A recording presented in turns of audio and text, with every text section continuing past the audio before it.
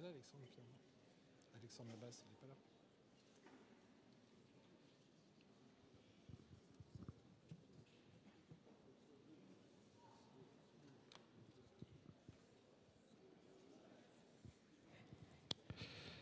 Bonsoir.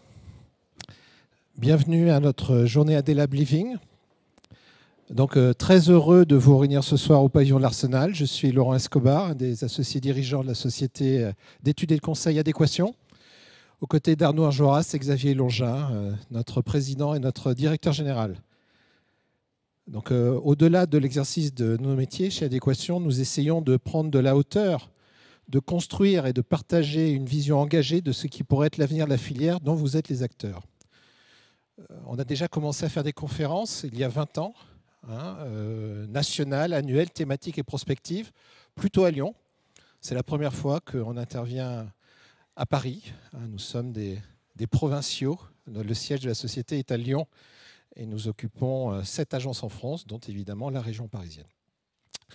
Pour faire vivre ces échanges de fonds avec l'écosystème que vous représentez, nous avons pris l'initiative donc de créer en 2020 l'Adelab. Alors qu'est-ce que l'Adelab ? C'est un espace de réflexion et d'échange entre acteurs de la filière de l'immobilier résidentiel, donc vous tous qui êtes présents aujourd'hui, ceux qui nous suivent également à distance. Nous souhaitons y apporter avec vous des éclairages nouveaux et permettre le partage des savoir-faire et des expériences dans une démarche d'innovation ouverte. Ça, on y tient beaucoup, de se dire que ces partages d'expériences sont enrichissants pour tous et pas que pour ceux qui les détiennent. L'édition 2022 est dédiée aux thématiques du living, au sens que les institutionnels lui donnent. C'est-à-dire, pour être bref, le logement et la vie qui va avec. Je n'ai pas trouvé de meilleure définition. La manifestation qui se tient aujourd'hui est le point d'orgue d'un cycle qui s'étendra jusqu'à la fin de l'année. Plusieurs articles ont déjà été publiés sur notre plateforme média, media.adéquation.fr. D'autres le seront ensuite de cet événement, mettant en valeur les contenus de la journée d'études, des articles et une publication d'une revue en fin d'année. Donc, vous êtes plus de 850 personnes à nous suivre en live et en streaming. La plénière qui va débuter dans quelques minutes aura cette audience. Merci en particulier à chacun des 24 intervenants qui ont déjà partagé leurs convictions et leur expérience dans les ateliers tenus cet après-midi depuis 14 heures. Pourquoi nous avons organisé cette manifestation au pavillon de l'Arsenal, le centre d'urbanisme et d'architecture de Paris et de la métropole parisienne? Nous en avons longuement discuté avec Alexandre Labasse, son directeur. Les 5 thématiques abordées aujourd'hui, l'attractivité des territoires, les montages dissociants, les services aux habitants, la qualité des logements, le renouvellement de l'existant, ne sont certes pas des sujets nouveaux, même si ce sont des sujets très débattus en ce moment.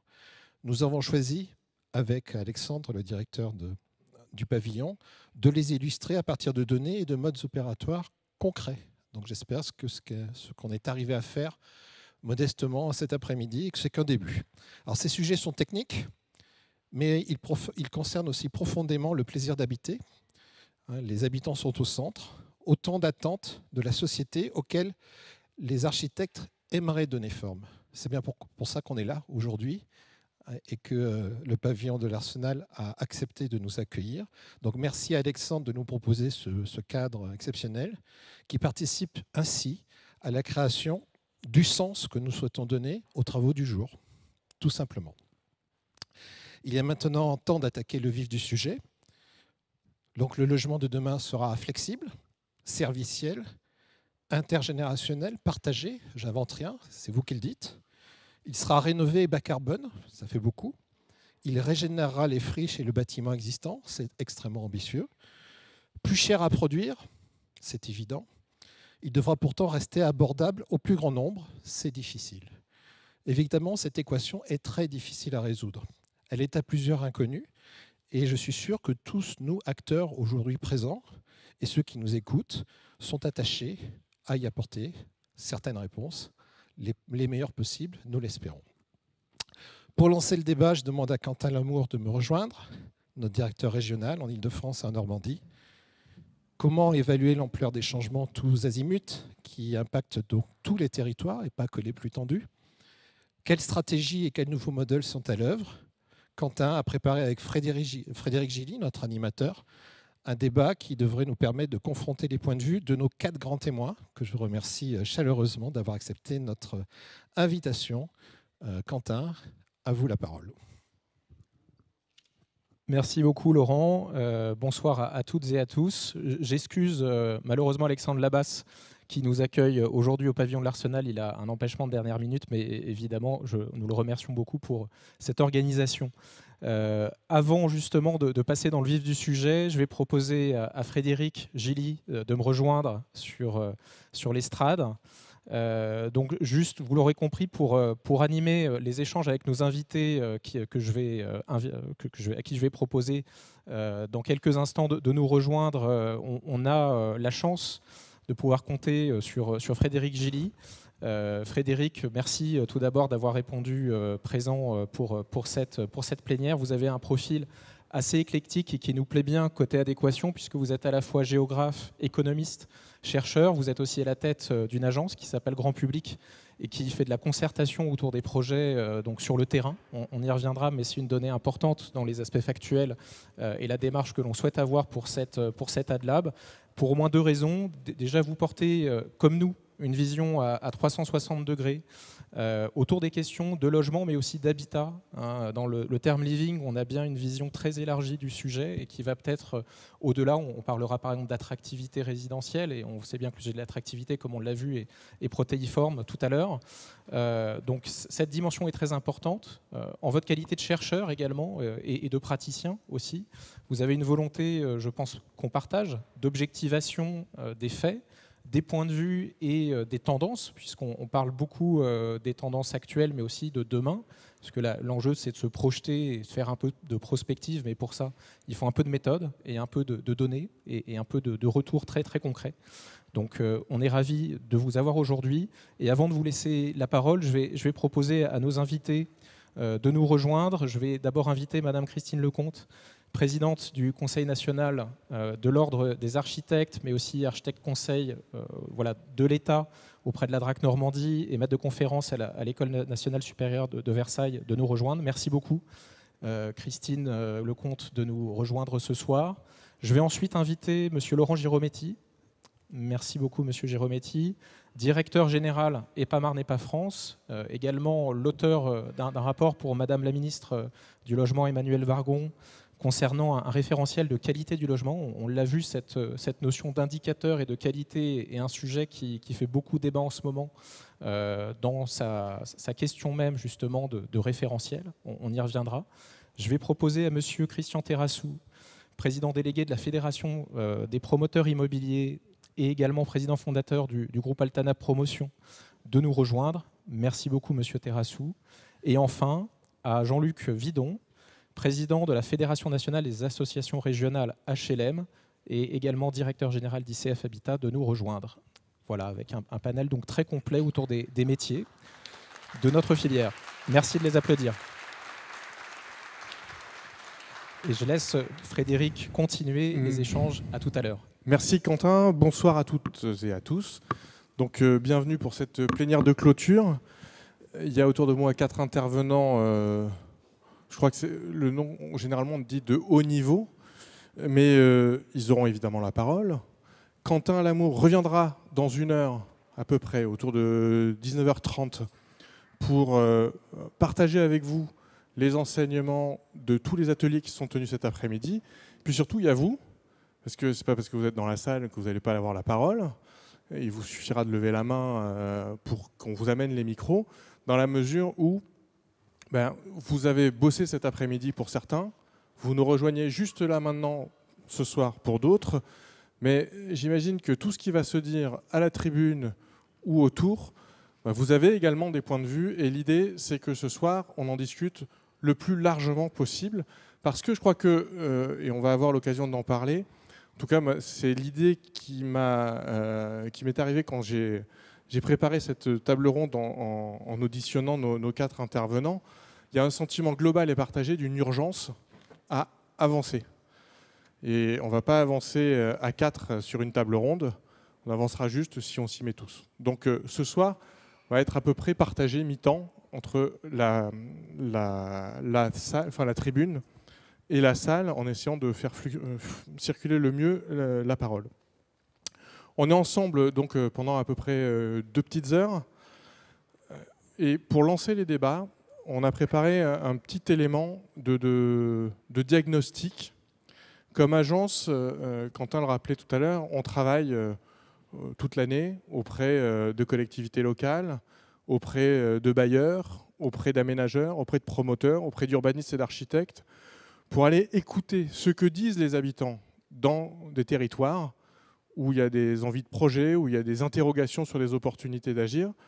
Et souvent, on est conduit à leur demander le logement, qu'est-ce que ça représente pour eux.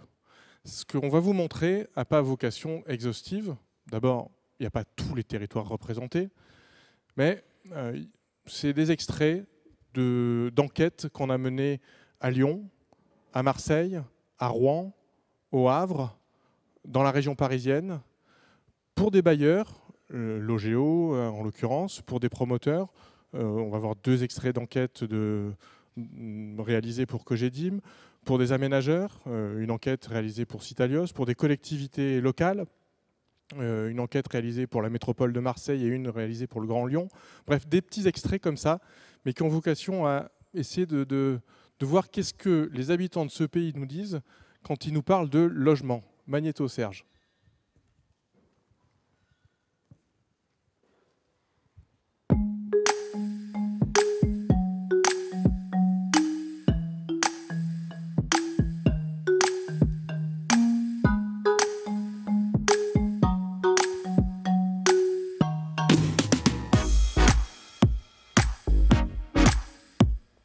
Le logement, c'est là où on se repose, c'est là où on est en famille. Se couper avec l'extérieur, il faut être bien à l'aise à l'intérieur. C'est la même chose que la nourriture. Vous ne mangez pas, vous ne vivez pas. Vous n'avez pas un appartement, vous ne vivez pas. Ça m'évoque tout de suite l'aspect fonctionnel, pratique, utile, indispensable, satisfaire les besoins primaires. C'est véritablement une case dans laquelle on se met pour se mettre un peu à l'abri de l'essentiel. C'est vraiment le logement qui m'a permis, en fait, au jour d'aujourd'hui, de reprendre une activité professionnelle, de reprendre une vie, entre guillemets, normale, c'est-à-dire boulot, maison, les enfants, le travail, l'école. C'est vraiment le centre de notre vie. Nous, on a cette chance, on est là, on ne sait pas de quoi demain sera fait. Moi, j'ai des enfants qui sont étudiants, qui peuvent habiter dans des logements plus ou moins insalubre. Est-ce que c'est la mairie, est-ce que c'est la métropole, est-ce que c'est, je ne sais pas, les politiques, obliger les propriétaires des personnes à rénover? Vivre dans une tour, c'est... Non, c'est pas comme vivre ailleurs. La sonorisation, il n'y en a quasiment pas. Donc, si on tombe sur des bons voisins, c'est super. Si on n'a pas des bons voisins, et après, on peut vite avoir des discordes. Dans ce logement, j'ai honte d'inviter les gens. Je ne fais pas dormir mon petit-fils parce qu'il fait froid. J'ai une chambre, c'est un frigo. Je peux vous dire que je mets mes légumes là-bas. Ce qu'il y a à refaire, c'est refaire l'électricité, la plomberie, la véranda qui prend l'air et qui pleut dedans.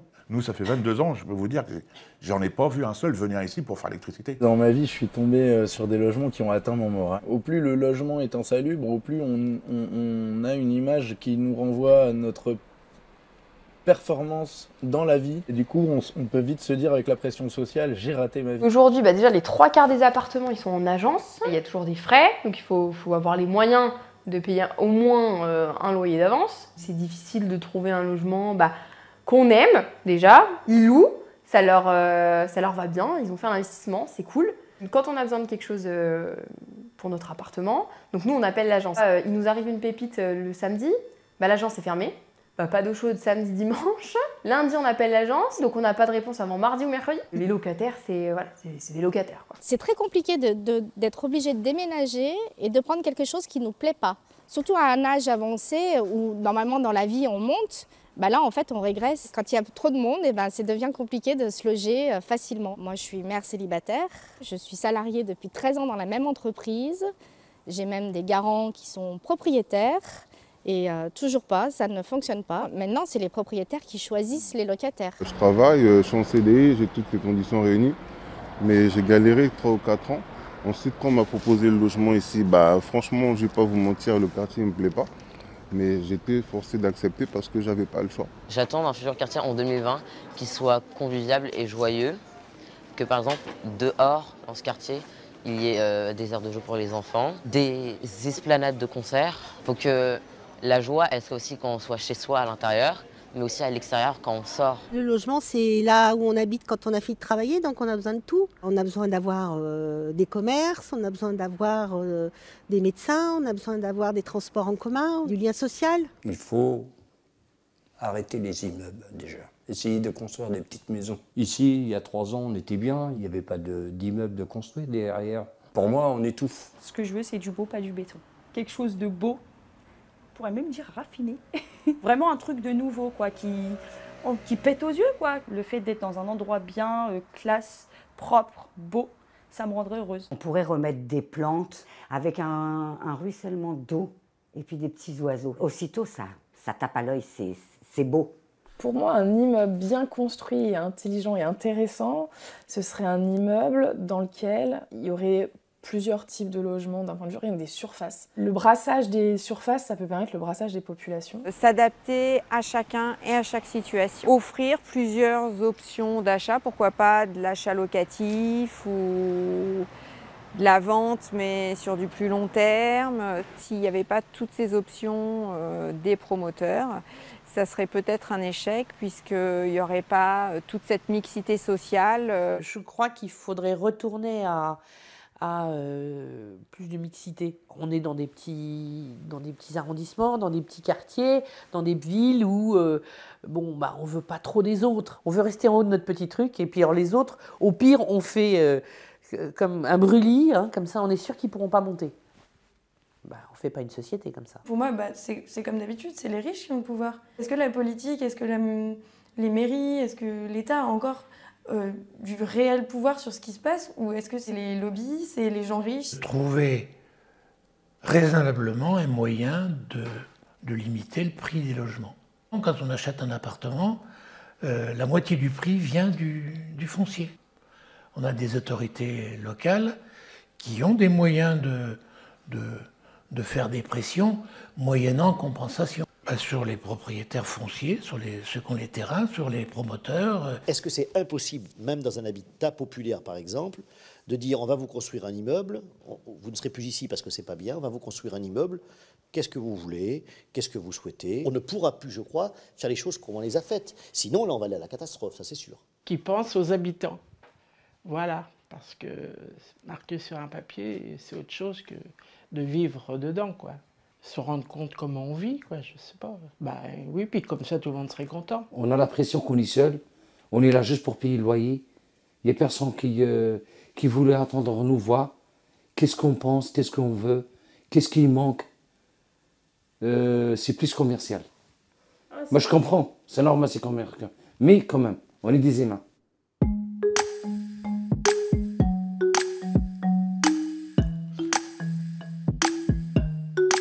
Christine Lecomte.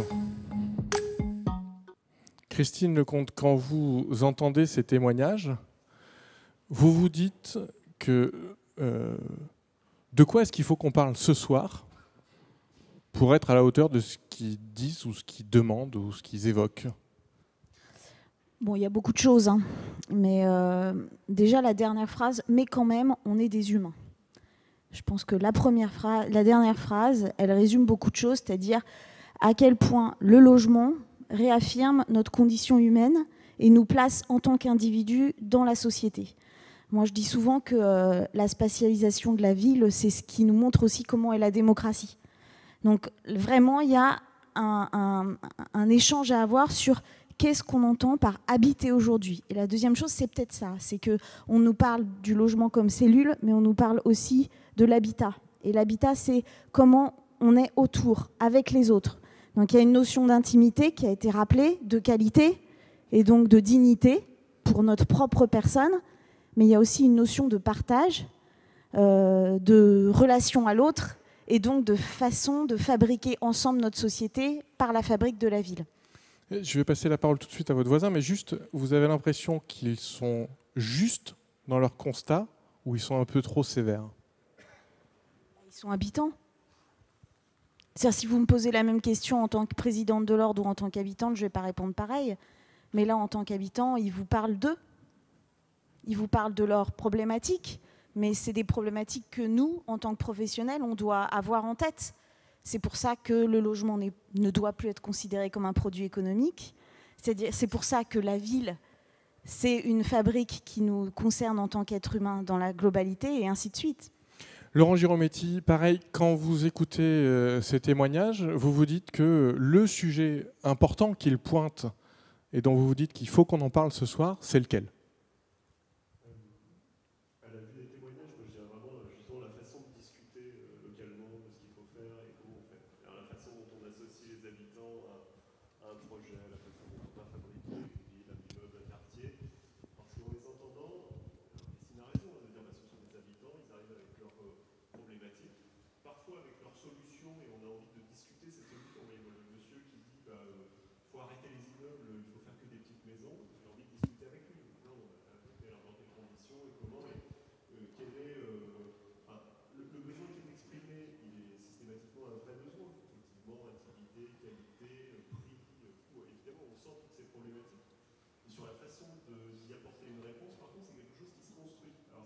Qui se construit sans doute dans un meilleur dialogue entre des professionnels et des habitants, des usagers. Là, on se dit, quand même, on y reviendra sans doute, mais pour pouvoir fabriquer une politique du logement et la mettre en œuvre, il faut associer plusieurs angles, plusieurs aspects. Et cet aspect de dialogue ou de contrat avec les habitants, les usagers, en fait partie. Il n'est pas le seul, bien sûr, il faut pouvoir le faire toucher du doigt. En même temps, souvent, quand on parle de donner la parole aux habitants, il y a toujours une petite voix dans la salle qui dit ouais, mais enfin, si on va aller voir, ça va ouvrir la boîte de Pandore. Dans ce que vous dites là, vous avez l'impression qu'aller les voir comme... il y a la possibilité de co-construire, ou en fait ils ont des idées arrêtées, vous avez vos contraintes et le match n'est pas possible. Ah ben alors j'espère que c'est possible. Parfois c'est possible quand même. Quand il y a des démarches qui se mettent sincèrement en place, en prenant un peu le temps quand même par contre, hein, ça veut dire en général essayer de construire un collectif localement sur un projet et d'en discuter. Alors peut-être parfois on peut réussir à sortir effectivement des postures de principe. C'est sûr que si tout le monde reste sur sa posture de principe, forcément la discussion ne peut pas aller bien loin, hein, d'une manière générale. Christian Terrassou, pareil, quand vous les écoutez, vous vous dites que est-ce qu'ils pointent les bons sujets ou pas, et quel est le sujet dont ils parlent, dont vous vous dites on en parle ce soir? Ça veut dire déjà qu'il faut construire des logements. Que ce soit des logements sociaux, que ce soit des logements, enfin dans toute la gamme et toute la famille des logements que l'on produit. C'est-à-dire qu'aujourd'hui, on a des gens qui sont en attente. C'est la première, ils ne sont pas satisfaits de ce qu'ils ont, et dans la gestion, et dans l'attribution, et dans ce qu'on leur délivre. Donc, il faut que l'on construise du logement. C'est ce qui, aujourd'hui, et là, je pense qu'il y a une notion qui n'a pas été évoquée, mais qui est dans celle que nous avons, qui est ressortie d'études que nous avons fait avec ELAB à la Fédération, c'est le poids de l'immobilier dans le budget, c'est-à-dire le pouvoir d'achat. Enfin, c'est extrêmement lourd. Donc, il faut donc que l'on puisse construire tous ensemble des logements, voilà, de toute nature, puisqu'il y a, ce qui est dommage, c'est que ça n'en prend pas le chemin quand on envoie les chiffres. Mais il y a un vrai besoin de logement en France. Jean-Louis Vidon, pareil, quand vous les écoutez, vous vous dites quoi? Je me dis qu'il faut des logements, effectivement. La première des choses, parce qu'ils l'ont rappelé, le logement est essentiel pour l'insertion dans la société, pour les insertions dans la société. Pour cela, il faut avoir des logements. Et aujourd'hui, il n'y a pas suffisamment de logements. Et pour construire des logements, mais on y reviendra, il nous faut une politique du logement, sans laquelle il ne se passera rien, ou ce qui est en train de se passer depuis quelques années, c'est-à-dire une insuffisance marquée de l'offre de logement. La deuxième chose que je retiens, c'est la notion de logement abordable. Je le dis avec ma casquette HLM, mais ça a été repris. Il faut que les logements soient en adéquation avec les ressources des personnes qui vont les occuper, des logements qui soient dignes, des logements qui soient de qualité. Le troisième élément, c'est la notion... Quand vous parlez de logements dignes et de qualité, on entend beaucoup de gens, personne ne l'a évoqué pour le moment, mais qui parlent du logement dans lequel ils sont et qui voudraient améliorer. On a l'impression que de ce point de vue-là, ils sont un peu en panne. Oui, alors ça rejoint la suite de mon propos qui était de dire, ce qui transparaît aussi, c'est la notion de choix. On a entendu plusieurs personnes qui disent, moi, je suis dans ce logement, mais je ne l'ai pas choisi, entre guillemets, c'est le propriétaire qui m'a choisi, ou bien, s'agissant peut-être d'un logement social, on m'a fait une proposition et pas deux. Cette question du choix du logement, qui renvoie à la qualité du logement, qui renvoie aussi à la localisation du logement, qui renvoie aux services qui accompagnent le logement, c'est essentiel. Et je terminerai sur ce point. J'ai aussi noté que le logement ne s'arrête pas à l'objet bâti, mais se poursuit parce que le logement, il est toujours dans un cadre, dans un environnement, dans une collectivité dans laquelle il y a des transports ou il n'y a pas de transport, il y a des équipements en matière de santé ou scolaire où il n'y a pas d'équipement en matière de santé ou scolaire, et que cette question-là, elle est également essentielle pour les personnes que nous avons entendues. Alors, on va rentrer dans le vif du sujet tout de suite. Laurent Girometti, quand on s'est parlé, vous me disiez, en fait, pour que cette table ronde soit utile, il faudrait qu'on arrive à sortir de cette injonction paradoxale dans laquelle on est coincé. Vous m'avez dit, en gros, on est au milieu du gué entre des politiques de l'urbanisme et de l'aménagement qui sont décentralisées à l'échelle locale et des politiques de construction et de logement qui sont centralisées à l'échelle nationale, qui ne répondent pas aux mêmes objectifs, qui ne répondent pas aux mêmes incitations, et on n'arrive pas à les faire coïncider. Qu'est-ce que vous vouliez dire par là ? Alors, déjà, c'est un fait, hein, c'est manifeste. C'est-à-dire que vous avez des politiques qui sont intimement liées les unes avec les autres. Alors que vous ne pouvez pas faire de politique du logement si vous n'avez pas de l'urbanisme, de l'aménagement derrière. Pour pouvoir transformer une ville, construire, vous allez avoir besoin d'une politique de l'urbanisme. Pour pouvoir le faire de manière un peu groupée, de plus en plus, vous aurez à mobiliser des leviers environnementaux, typiquement. Et c'est vrai que vous n'avez pas les choses dans la même main. Ça, c'est un fait. Enfin, et c'est une difficulté opérationnelle extrêmement fréquente. La politique du logement, pour autant, elle n'est pas entièrement centralisée. Hein. Les programmes locaux de l'habitat, ils sont locaux, comme leur nom l'indique.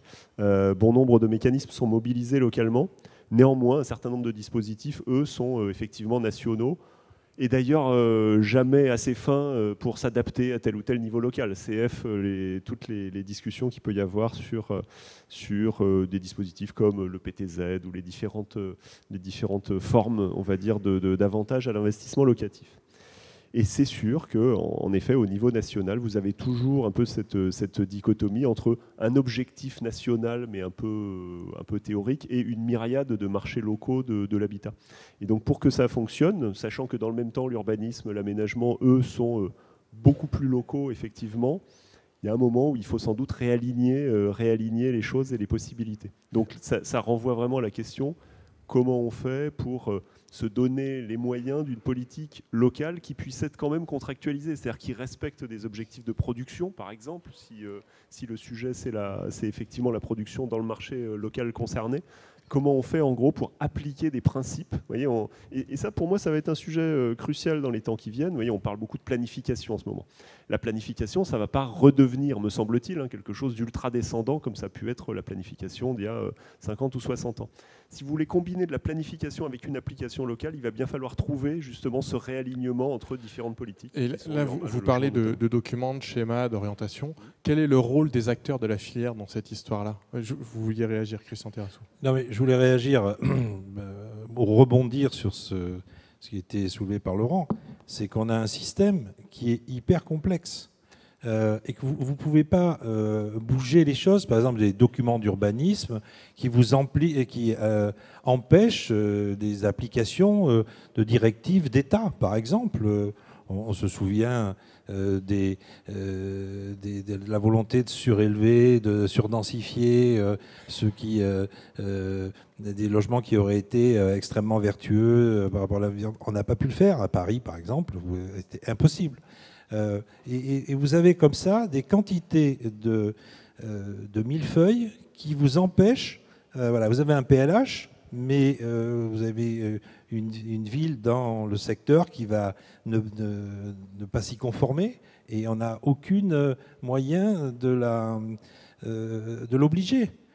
Du reste, c'était un des points qui avait été soulevé dans le rapport Rebsamen, justement de contraindre les mairies qui ne respectaient pas leurs obligations dans le PLH. Mais jamais personne ne l'a fait. Pourquoi ? Donc, pourquoi ? Parce qu'on va pas, le politique du dessus ne va pas descendre au niveau de la mairie, par exemple. Alors il faudrait faire quoi ? Il faut faire quoi ?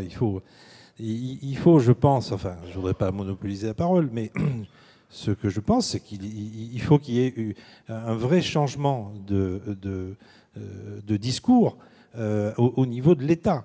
Je vais vous donner un exemple. Quand on commence la réunion de la commission Rebsamen, vous avez une puissance en France qui s'appelle Bercy. Bercy a deux objectifs. Le premier, il était de dire, devant la commission Rebsamen, devant tout le monde, on n'a pas besoin de construire en France. Véridique, Madame Agnès Benassi-Kéré, chef de l'économie de Bercy. Il faut dire, elle a déclaré, on n'a pas besoin de construire. Est-ce que vous vous rendez compte ? Pourquoi ? Parce que non, il y a suffisamment de logements, il suffit de rénover. Bien sûr, les logements de Maubeuge vont servir sans doute à la banlieue de Limoges. Donc ça, c'est un premier point. Et le deuxième point, alors là, tout à l'heure, je reviens en arrière, c'est sur les gens qui ne sont pas contents de leur bailleur.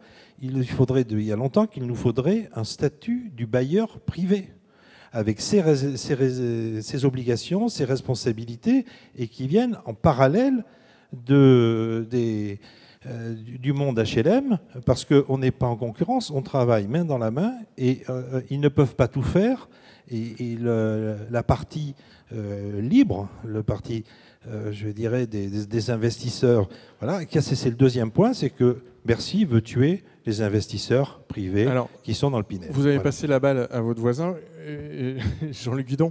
Vous me disiez tout à l'heure, en gros, il y a besoin de réinterroger la façon de construire, de produire, de travailler, que ce soit sur les programmes, sur les coûts, sur nos processus de travail ensemble. Et il faudrait peut-être, vous l'aviez ajouté, sortir du soutien inconditionnel de l'État pour la sortir à une définition de l'intérêt général, qui semble, et ça c'est un point qui est revenu dans chacun des discussions qu'on a eues, comme si l'intérêt général en matière de logement n'existait pas, ou en tout cas n'était pas dit. Ouais. Les chiffres parlent d'eux-mêmes. Il y a plus de 2 millions de personnes aujourd'hui qui attendent un logement social en France. On ne peut pas dire que la France réponde de façon efficace à l'intérêt général, qui est de loger ces personnes dont on a beaucoup parlé ces 2 dernières années, quand il s'agissait de, entre guillemets, salariés essentiels, dont on avait bien besoin pendant la crise sanitaire. Moi, je crois que tant qu'on n'aura pas une dynamique impulsée par l'État, qui est garant des politiques du logement en France, qui est garant de l'application des lois, parmi lesquelles, par exemple, la loi SRU ou la loi DALLO. Tant qu'on n'aura pas une dynamique qui montre à chacun des acteurs l'importance qu'accorde l'État à la production de logements, on pourra inventer toutes les réformes qu'on veut sur l'articulation entre l'échelon national et local, on n'y arrivera pas. Il y a déjà aujourd'hui des outils qui permettent de construire. La preuve, il y a une production de logements qui s'est effondrée depuis quelques années. Preuve qu'il y a quelques années, on savait produire davantage de logements. Alors, peut-être que la donne a changé, peut-être que les projets sont plus complexes, peut-être que la densité s'est invitée dans le débat et la question de l'acceptabilité. Mais ce que je veux dire par là, c'est que si 2 acteurs essentiels que sont l'État et les collectivités locales, qui ont aujourd'hui la responsabilité de la mise en œuvre de ces politiques publiques, ne parlent pas ensemble de façon efficace pour produire du logement, et en particulier du logement abordable, eh bien, les acteurs du logement que nous sommes pourront ramer, entre guillemets, Mais tant qu'ils le peuvent, ils n'y arriveront pas. Et c'est ce qui a été démontré l'année dernière. Il y a eu un plan de relance quand même l'année dernière qui était destiné à produire 250 000 logements en 2 ans. Bon, on n'y arrive pas et on en est Est-ce loin. que c'est pas une solution de facilité? Parce que là, en gros, l'État est pas là, les collectivités locales sont pas là. Donc, en fait, c'est les deux seuls qui manquent sur la tribune. Donc vous leur tapez dessus, c'est facile. Non, c'est pas une solution de facilité. D'ailleurs, s'ils sont pas là, c'est pas moi qui ai fait les invitations. Non, je sais qu'il y a une période de réserve actuellement, ce que je veux dire, mais j'en profite pour dire ça parce que on est en début d'un quinquennat et la question du logement, pour le moment, n'a pas été suffisamment sur la table. On attend de savoir de façon très rapide ce qui va se passer dans ce domaine.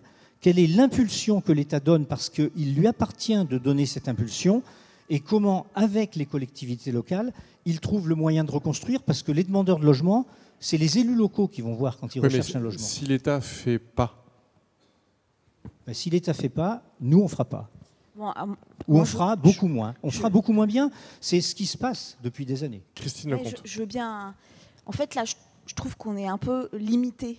C'est-à-dire qu'on est toujours dans le même débat depuis 20 ans, 30 ans, c'est-à-dire comment on va produire du logement avec le chiffre du logement neuf.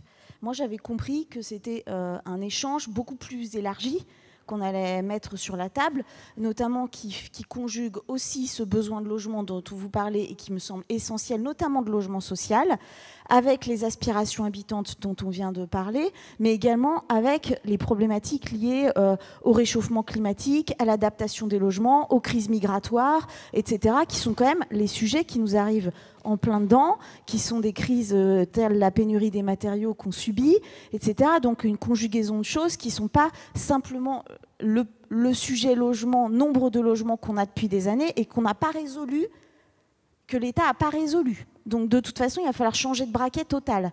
Donc si l'État là, nous a proposé pour l'instant un ministère élargi autour de la planification écologique, dans lequel sans doute on trouvera une place après les législatives pour un ministère qui pourrait s'appeler peut-être politique de l'habitat, et donc à la place de politique du logement, si tant est qu'on considère le logement comme étant... Ça changerait quoi ?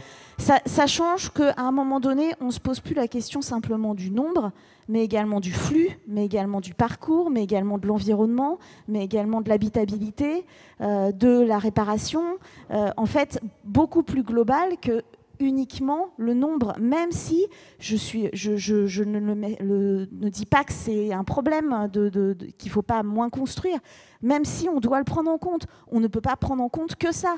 Je rappelle quand même qu'on a 80% des logements qui sont déjà là et qu'il va falloir les adapter et au vieillissement de la population qui va doubler 8% à 16% d'ici 2060. Donc il faut adapter ces logements. Il va falloir aussi qu'on change peut-être de modèle, c'est-à-dire que pour une fois, sortons des modèles uniques, promotion immobilière classique, logement social classique, je vais en reparler, et maison individuelle classique. On a l'habitat participatif, on a les coopératives d'habitants, regardons d'autres modèles, ouvrons d'autres portes, aillons vers d'autres manières de penser le foncier. En fait, nous aussi, je crois qu'on a des pionniers dans chacun de nos domaines, et que c'est ces pionniers-là qu'il faut qu'on porte. C'est-à-dire qu'à un moment donné, on peut nous dire il faut construire plus, je suis d'accord, il faut qu'on rénove plus, je suis aussi d'accord. Moi, je rajouterais il faut qu'on développe les filières de matériaux locaux, je suis d'accord aussi, etc., etc. Sauf que le problème, c'est que si on ne met pas en avant nos propres pionniers qui vont s'épuiser à force de le faire, et je peux prendre par exemple Aquitanis qui a développé un habitat social participatif au plein milieu de Bordeaux Grand Parc, ça marche. Donc on a des solutions à petite échelle qu'il faut absolument valoriser dans leur process, et ça nous concerne tous. Et là, on n'a pas forcément besoin de l'État, on peut aussi nous expliquer à l'État, voilà les process qui fonctionnent, et peut-être qu'au lieu de donner de la facilité aux tout venants et aux faciles, peut-être que la fin de la ville facile nous demande de nous re-questionner sur les pionniers où c'est plus difficile. Oui, il va falloir réhabiliter pour vendre des logements de promotion. Oui. Christian Terrassou, Laurent Girometti. Je voulais effectivement compléter. Christian, vous avez embrayé assez vite sur ce que je disais, mais pas forcément complètement dans le même sens. Effectivement, moi je suis persuadé qu'à un moment, le chiffre national finit par être une difficulté, surtout parce que les solutions elles vont se construire localement et que l'appréciation de ce qu'il faut faire, c'est immanquablement localement que ça se passe. C'est-à-dire, j'ai globalement sans doute besoin de produire des logements, mais il y a des endroits où j'ai besoin d'en produire et d'autres endroits où j'ai pas spécialement besoin d'en produire. Il y a des endroits où il y a du potentiel pour réhabiliter, il y a d'autres endroits où il n'y en a pas tellement. Il y a des endroits où il y a des friches à requalifier, il y a d'autres endroits où il n'y en a pas tellement. Et vraiment, toute la question pour moi, c'est comment faire en sorte que, on va dire, des grands principes, des grandes directives arrivent à se traduire localement sous une réponse qui n'est pas tout le temps la même. C'est pas forcément tout le temps la même. C'est une question que vous vous posez ou c'est une question à laquelle vous avez des solutions? Je suis absolument persuadé que la banque de solutions, on va dire, elle se construit localement, immanquablement, en partant de l'analyse de sa situation. Et chaque territoire va avoir une situation qui n'est pas exactement la même. Donc, ceux qui prônent pour l'adaptation des outils n'ont pas tort de ce point de vue, hein, encore une fois. C'est les limites d'une politique nationale. Par contre, il faut avoir un moment des cordes de rappel. C'est-à-dire que si vous vous retrouvez à un endroit où il faudrait objectivement produire, activer un domaine et que ça ne se passe pas, alors effectivement, il faudrait pouvoir faire en sorte que l'État puisse impulser des choses. Et pour ça, il y a besoin d'acteurs opérationnels. Enfin, on le voit bien. Toute politique qui permet d'agir sur le foncier, par exemple, est extrêmement bienvenue au niveau local parce que c'est une base pour réussir à faire quelque chose. Donc moi, j'appelle vraiment à ce côté analyse locale et action locale, sans laquelle on arrive difficilement à être pertinent sur la base de seuls outils nationaux. Christian Terrasso. Oui, non, peut-être que j'ai embrayé un peu vite sur les chiffres. Soyez sûr d'une chose, c'est que pour ma part, donc j'ai créé Pitch Promotion il y a 30 ans, donc et sur l'ensemble du territoire, on a travaillé. Donc à chaque fois, la première des choses que nous faisons, c'est que nous analysons là où nous avons un projet, ce que nous pouvons faire. Premier point. Deuxième point, s'il y a des innovations pour gagner, pour être meilleur que les autres, je peux vous assurer que l'ensemble de la profession est souvent même main dans la main avec les opérateurs sociaux pour, je veux dire, moi j'ai fait mon premier hôtel social à Bordeaux il y a 10 ans, personne n'en faisait. Donc on a fait des opérations, on fait des opérations innovantes. On n'attend pas de coller au marché, de coller. Ce qu'on disait, c'est les pionniers sont dans tous les domaines. Il faut juste qu'on arrive à. On est complètement d'accord. Et on pense, nous, que c'est au travers de la construction que l'on fera les meilleurs bâtiments en matière d'énergie, en matière d'économie durable, en matière d'utilisation des temps, et qui se heurtent aussi à des filières qui ne sont pas constituées. Parce que je peux vous dire qu'il y a beaucoup d'opérateurs qui ont voulu faire des bâtiments en bois et qui sont au milieu du gué. Voilà. Donc, Christine Lecomte voulait réagir, et puis peut-être parce que le sujet a été abordé par vous trois, vous parlez de pionniers, vous parlez d'innovation. Qu'est-ce qui manque pour... Est-ce que c'est le passage à l'échelle pour les opérateurs qui font des petites innovations pour leur permettre de faire à grande échelle? Est-ce que c'est la mise en réseau pour que ces idées elles soient reprises ailleurs? Qu'est-ce qui manque dans l'organisation, soit de la filière, soit du marché, pour que ces innovations ou ces pionniers fassent école? Moi, je veux bien prendre un exemple assez simple, mais qui concernera peut-être les filières de matériaux. Plan de relance, rénovation thermique, des bâtiments et des équipements publics.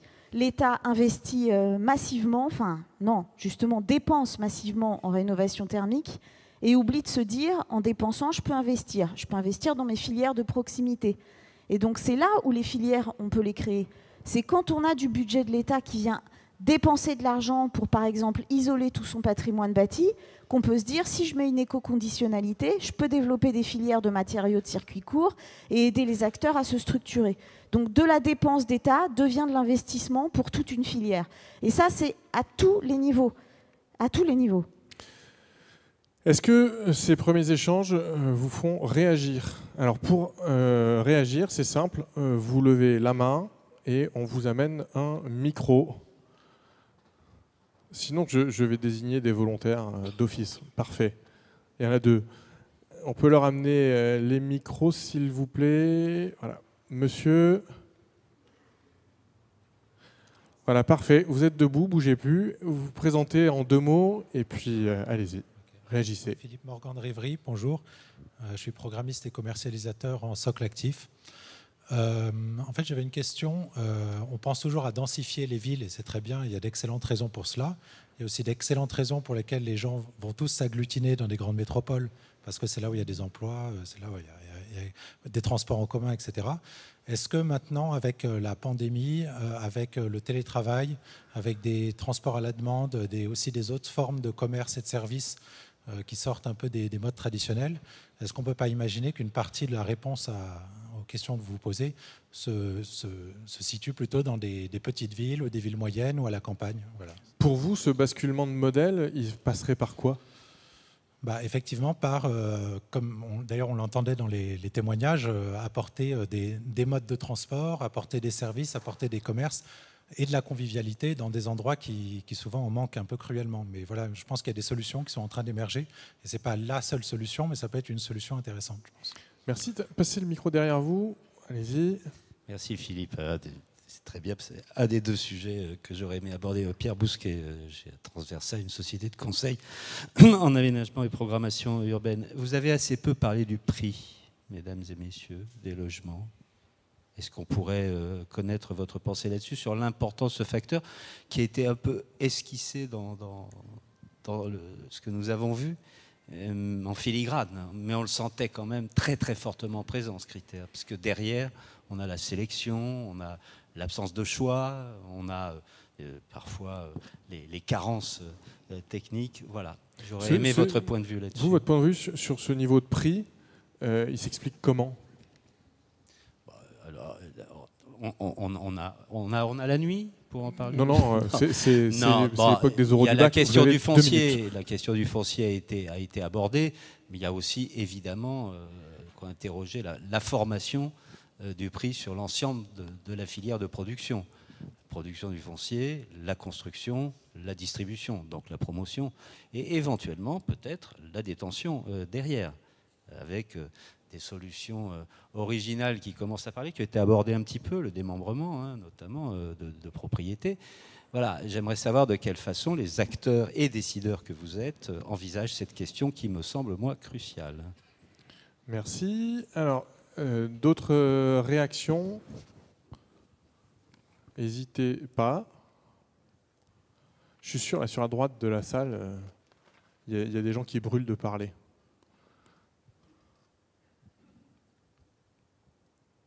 On peut attendre un quart d'heure. Dans mon déroulé, il y a marqué « Parole à la salle, un quart d'heure ». Donc, soit je sors les cartes, on fait une belote. Allez-y. Claude Bertolino, établissement public foncier Provence-Alpes-Côte d'Azur. Donc en fait, actuellement, nous sommes dans un contexte effectivement un petit peu inédit qui conjugue plusieurs phénomènes. Et dans cette période de conjugaison de phénomènes, il faut arriver à produire de la qualité en fonction des besoins, avec effectivement, pour l'instant, ce que nous constatons, c'est la mise en œuvre d'une réglementation qui va peser sur les prochains permis de construire à partir de mai-juin. Donc on pourra voir si elle impacte ou pas la forme urbaine. On constate actuellement de folles enchères sur le foncier comme jamais. On constate des attractivités territoriales inédites, des petits élus ruraux qui ne savent pas plus faire face à des sollicitations et on ne trouve plus de biens en vente sur des territoires qui étaient extrêmement détendus. Donc le contexte actuel, il est un tout petit peu inédit et face à ça, il faut faire plus, mieux, partenarial, moins cher, très clairement abordable. Laurent Girometti a abordé des natures de solutions nationales et locales, mais au-delà de ça, comment on fait de la magie? Juste, à partir de votre expérience, vous avez l'impression que cette situation inédite, elle va amené chacun à du dépassement de fonction et vous êtes finalement assez confiante sur le fait que ça va permettre justement d'innover un tout petit peu, ou vous vous dites, dans cette situation-là, compte tenu du contexte, on va droit dans le mur, et si possible en klaxonnant? Alors, l'hypothèse que vous venez d'évoquer est sans doute, malheureusement, je le crains, une hypothèse crédible. Pour l'éviter, comment on peut faire? Clairement collectif, clairement avec des modes de faire différents, avec l'arrêt de folles enchères, mais il va y avoir des dégâts. Je suis désolée, mais je pense que les modèles que nous avons connus depuis 10, 15, 20 ans, qui n'étaient pas dans un contexte inflationniste et qui là sont dans le contexte qu'on connaît, j'espère me tromper.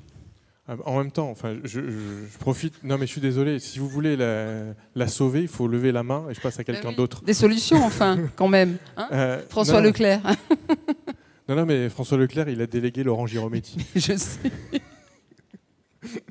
Non, mais peut-être à l'ensemble de la salle, mais vous avez le sentiment que la clé pour justement faire en sorte qu'au lieu d'être sur une situation de crispation généralisée, on passe à un espace propice à l'innovation. Vous avez le droit aussi de répondre à la tribune. Elle tient dans quoi? Qu'est-ce qui serait le changement qu'est-ce qui permettrait ce changement de pied? On y va, on peut rebondir un petit peu sur quelques... Moi, j'aurais tendance à lier évidemment la question du prix qu'évoquait Pierre avec l'intervention de Claude derrière. En fait, dans la construction du prix, il y a plusieurs étapes. On sait qu'on a toute une chaîne avant d'arriver jusqu'à l'acquéreur final ou jusqu'au locataire. Et malheureusement, il faut travailler sur chacun des morceaux de la chaîne pour réussir à faire quelque chose, en s'assurant que le gain potentiel, d'ailleurs, ne s'enfuit pas vers quelque chose qu'on ne voudrait pas. C'est vraiment cet aspect des vases communicants entre les différents postes qui font le prix à la fin, qui est un des aspects potentiellement les plus angoissants. Alors, souvent, ça commence par le foncier. Effectivement, d'une manière ou d'une autre, j'ai tendance à dire qu'il faut qu'il y ait un bout de budget public sur du foncier, à un moment ou à un autre. Enfin, c'est-à-dire que moi, effectivement, je ne sais pas faire la magie sans que, à un moment, il y ait quelque chose qui puisse apporter un petit peu de régulation, un petit bout d'action foncière, une préemption de ci, de là, une fixation judiciaire du prix si besoin, et quelques consignes en la matière, parce que, quand je disais tout à l'heure, il y a des vases communicants et ça finit toujours par fuir quelque part, souvent ça fuit dans la poche du propriétaire foncier. Enfin, c'est un des cas assez fréquents. Donc, à ce moment, il faut coudre la poche, d'une manière ou d'une autre. Enfin, alors, on ne peut pas le faire tout le temps, mais voilà, je sens que Claude a envie de faire un double point, là, largement. Mais en tout cas, c'est un point, mais ce n'est pas le seul. Ensuite, il y a le sujet coût de construction. Ça, c'était évoqué avec les filières, notamment. Ça, c'est un stress permanent dont on parle là aussi depuis très longtemps. Parfois, on a l'impression qu'il ne manquerait pas tant que ça. Un peu d'argent, un bout de soutien. Mais surtout, là aussi, des effets de système ou des effets de chaîne. On se parlait tout à l'heure des sujets de réemploi. Vous voyez, on est quand même dans une période où on se dit, punaise, au lieu d'aller acheter du métal, je ne sais pas où, il y en a plein, là, autour de nous. Pourquoi on n'arrive pas à le récupérer? Voilà, oui, alors... oui, c'est vrai, tout ce métal, ça fait rêver. Je ne sais pas à combien vous vendez la tonne. Mais en tout cas... Oui, je crains que non. Il y a les architectes des bâtiments de France. Ça y est, ça commence. Les ABF. On n'avait pas encore parlé des ABF. Non, mais en tous les cas, on a l'impression que, enfin, dans l'absolu, ça serait possible. On se dit, ça serait possible, mais en fait, ça l'est pas. Bien souvent, soit c'est plus cher, ou il y a un problème d'assurance, il y a un problème de ceci, il y a un problème de cela. En tout cas, à chaque fois, il y a 15 000 petites choses à lever. En tout cas, donc sur le coût de construction. C'est pareil, quoi. C'est un peu point par point, qu'est-ce qu'on peut lever. Sur l'ingénierie financière, c'est aussi le cas, ça a été évoqué tout à l'heure, en effet, se dire, mais finalement, alors est-ce qu'il faut lisser le prix sur plus longtemps? Est-ce qu'il faut le découper en morceaux entre l'usage et la nue propriété pour pouvoir en mettre un morceau de côté et puis du coup ne payer que l'autre? Tout ça, c'est des choses qui, mises bout à bout, peuvent peut-être espérer arriver à sortir une opération à un prix raisonnable, mais au prix d'efforts quand même très très lourds, et surtout en faisant pas comme d'habitude, ce qui est souvent le plus compliqué. C'est-à-dire admettre d'essayer autre chose. Je vais passer la parole à Christian Terrassou. Juste avant, monsieur, allez-y, levez-vous, présentez-vous, et puis je vais demander à Quentin Lamour de venir également pour prendre la parole après. Allez-y, monsieur. Jean-Christophe Vizier, je fais la prospective au CSTB à l'ADEME et j'anime le groupe prospectif du plan bâtiment durable. Et on voit bien, vous dites comment on fait de la magie. On a un défi qui est posé aujourd'hui. On va faire du social, il faut léger tout le monde, de l'économique et de l'environnemental. Comment on réussit à tirer ça et je réagis sur ce que disait Christine Lecomte sur les gens qui expérimentent. On était en train, sur ce groupe Réflexion Bâtiment Responsable du plan bâtiment, de regarder une voie qui n'a peut-être pas été tellement explorée jusqu'à maintenant, c'est le utiliser mieux. Et ce qui nous frappe quand on fait ce travail-là, c'est qu'on voit qu'il y a énormément d'expériences qui se font sur le utiliser mieux. C'est des promoteurs qui trouvent des parties de bâtiments qui pourront être partagées. C'est des gens du logement social qui font des bourses d'échange. C'est des endroits où on gère de la vacance. Et j'ai l'impression que sur ce sujet-là, si on collectait toutes les idées, toutes les tentatives qui se font, on ouvrirait peut-être un petit bout du problème, mais une carte de plus dont on aura peut-être besoin pour faire le tour de magie. Merci, Laurent Girometti. Et si on peut amener le micro devant, et puis après, Quentin Lamour. Non, je crois que je suis tout à fait d'accord avec madame. On est dans un niveau de rupture par rapport à ces 20 dernières années, parce que vous n'avez pas parlé de la remontée des taux d'intérêt, vous n'avez pas parlé de l'inflation, vous n'avez pas parlé des tensions sociales et de la main-d'œuvre, de la difficulté de main-d'œuvre, des renforcements d'inégalités. Enfin, nous avons toute une liste que nous avons essayé de mettre au point avec nos partenaires sociaux et autres pour dire il va falloir faire quelque chose. Et même moi qui suis un libéral, je dis il va falloir sans doute sur le foncier qu'il y ait des limitations au prix du foncier, avec des obligations, bien sûr. Mais quand on nous oblige, dans Paris, à livrer, par exemple, des logements sociaux à un prix qui est très nettement inférieur à son prix de revient, puisque c'est nous qui faisons une péréquation, c'est-à-dire que c'est la partie libre qui paye la partie sociale. Je veux dire, à un moment, on n'y arrivera pas. Mais j'avais fait partie d'une commission pour la détermination du prix du foncier sur les SEM et sur la ville de Paris, avec l'ancien patron du 13e de la CEMAPA. Mais la ville de Paris, pendant toutes ces années, a fait des appels d'offres où elle ne retenait que le prix du foncier, comme quasiment, avec l'architecture, bien évidemment. Voilà, donc il y a une remise en cause, effectivement, il va falloir limiter ces enchères foncières, et notamment sur les fonciers publics. Il faut que des fonciers, il y en a. Hein. Il y a même des administrations qui ne savent pas exactement où sont leurs fonciers. Et là, en contrepartie de l'innovation, de l'engagement maîtrise environnementale, et puis de la maîtrise du prix. Parce que nous sommes des assembleurs, tous ensemble. Voilà. Alors, Jean-Luc Vidon, Quentin Lamour, et puis je vois Christine Lecomte qui veut vraiment réagir. Je réagisse. Ah. Dis-le avec votre voisin d'à côté pendant que Jean-Luc Vidon... Je vais être très rapide, je vous laisse évidemment réagir Christine. Je voulais juste, pour être un peu le gardien du temps, rappeler un tout petit peu, mais je vais le faire en 2 minutes, un peu le contenu des ateliers de cet après-midi, puisqu'on est déjà dedans, en fait, là, et c'est très bien, mais je vais vous laisser poursuivre.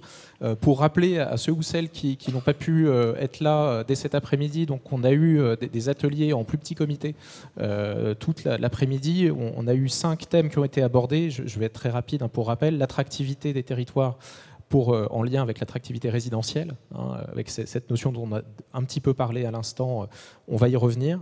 La question des usages et aussi de leur financement dans tout ce qui est usage partagé, et le coût du logement, en fait, c'est un coût global par rapport à une notion de service, mais aussi de qualité, qui a été un thème à part entière abordé cet après-midi. Alors, est-ce qu'il faut lier les deux? Je ne sais pas, mais peut-être qu'on pourra y revenir tout à l'heure. Et enfin, on a parlé aussi des montages opérationnels, alors montage dissociant notamment, puisque c'est peut-être évidemment une solution, et on le voit de manière très factuelle côté adéquation, puisqu'on l'observe aussi alors à l'échelle du BRS par exemple, mais on pourrait étendre ça plus largement en se disant c'est vrai que c'est une solution qui s'impose, peut-être, est-ce qu'elle est par défaut ou pas, je ne vais pas rentrer dans le débat, mais en tous les cas, est-ce qu'il faut la massifier, dans quelles conditions? Ces éléments-là sont importants, donc je vais vous laisser évidemment reprendre les débats là-dessus. On a parlé aussi d'intérêt général par rapport à des tendances sociales et sociétales, et finalement ce qu'on se dit là, pour revenir sur le premier point de la raréfaction foncière, qui est souvent un peu latente, vous l'avez dit, on a parlé tout à l'heure d'une commune en se disant c'est une commune de report, mais est-ce que c'est la commune de report des promoteurs? Parce que je discutais comme ça un peu en plaisantant avec un partenaire, ou est-ce que c'est celle où les habitants souhaitent aller? Et parce que finalement il y a la question du prix, quelqu'un est intervenu là-dessus, c'est très important de se dire est-ce qu'on est par défaut dans ces offres de logement, et donc derrière avec tout ce qui s'ensuit, ou est-ce que c'est désiré avec ces questions de montage? Donc je vais vous laisser évidemment. Dans les premiers échanges, là, il y avait la question des innovations, des pionniers et de la façon de partager ces éléments. Cet après-midi, il y avait énormément d'initiatives, de partenaires, de pionniers qui ont été... Vous avez le sentiment que la circulation, dans la façon dont la parole circulait, dont la salle réagissait, que les bonnes idées, les gens les accueillaient en disant c'est pas mal, je vais pouvoir trouver le moyen, ou ils se disaient en fait ça vaut essentiellement pour l'endroit donné, mais chez moi ça passera jamais. Alors, je n'ai pas la prétention à répondre à cette question dans son ensemble, parce que je n'ai pas vu tous les ateliers, j'en ai vu certains uniquement, mais j'ai eu le sentiment que les constats étaient très partagés. C'est ce qu'on voit maintenant sur la difficulté. On s'est dit, est-ce qu'on va dans le mur? Finalement, je pense que le constat collectivement est fait.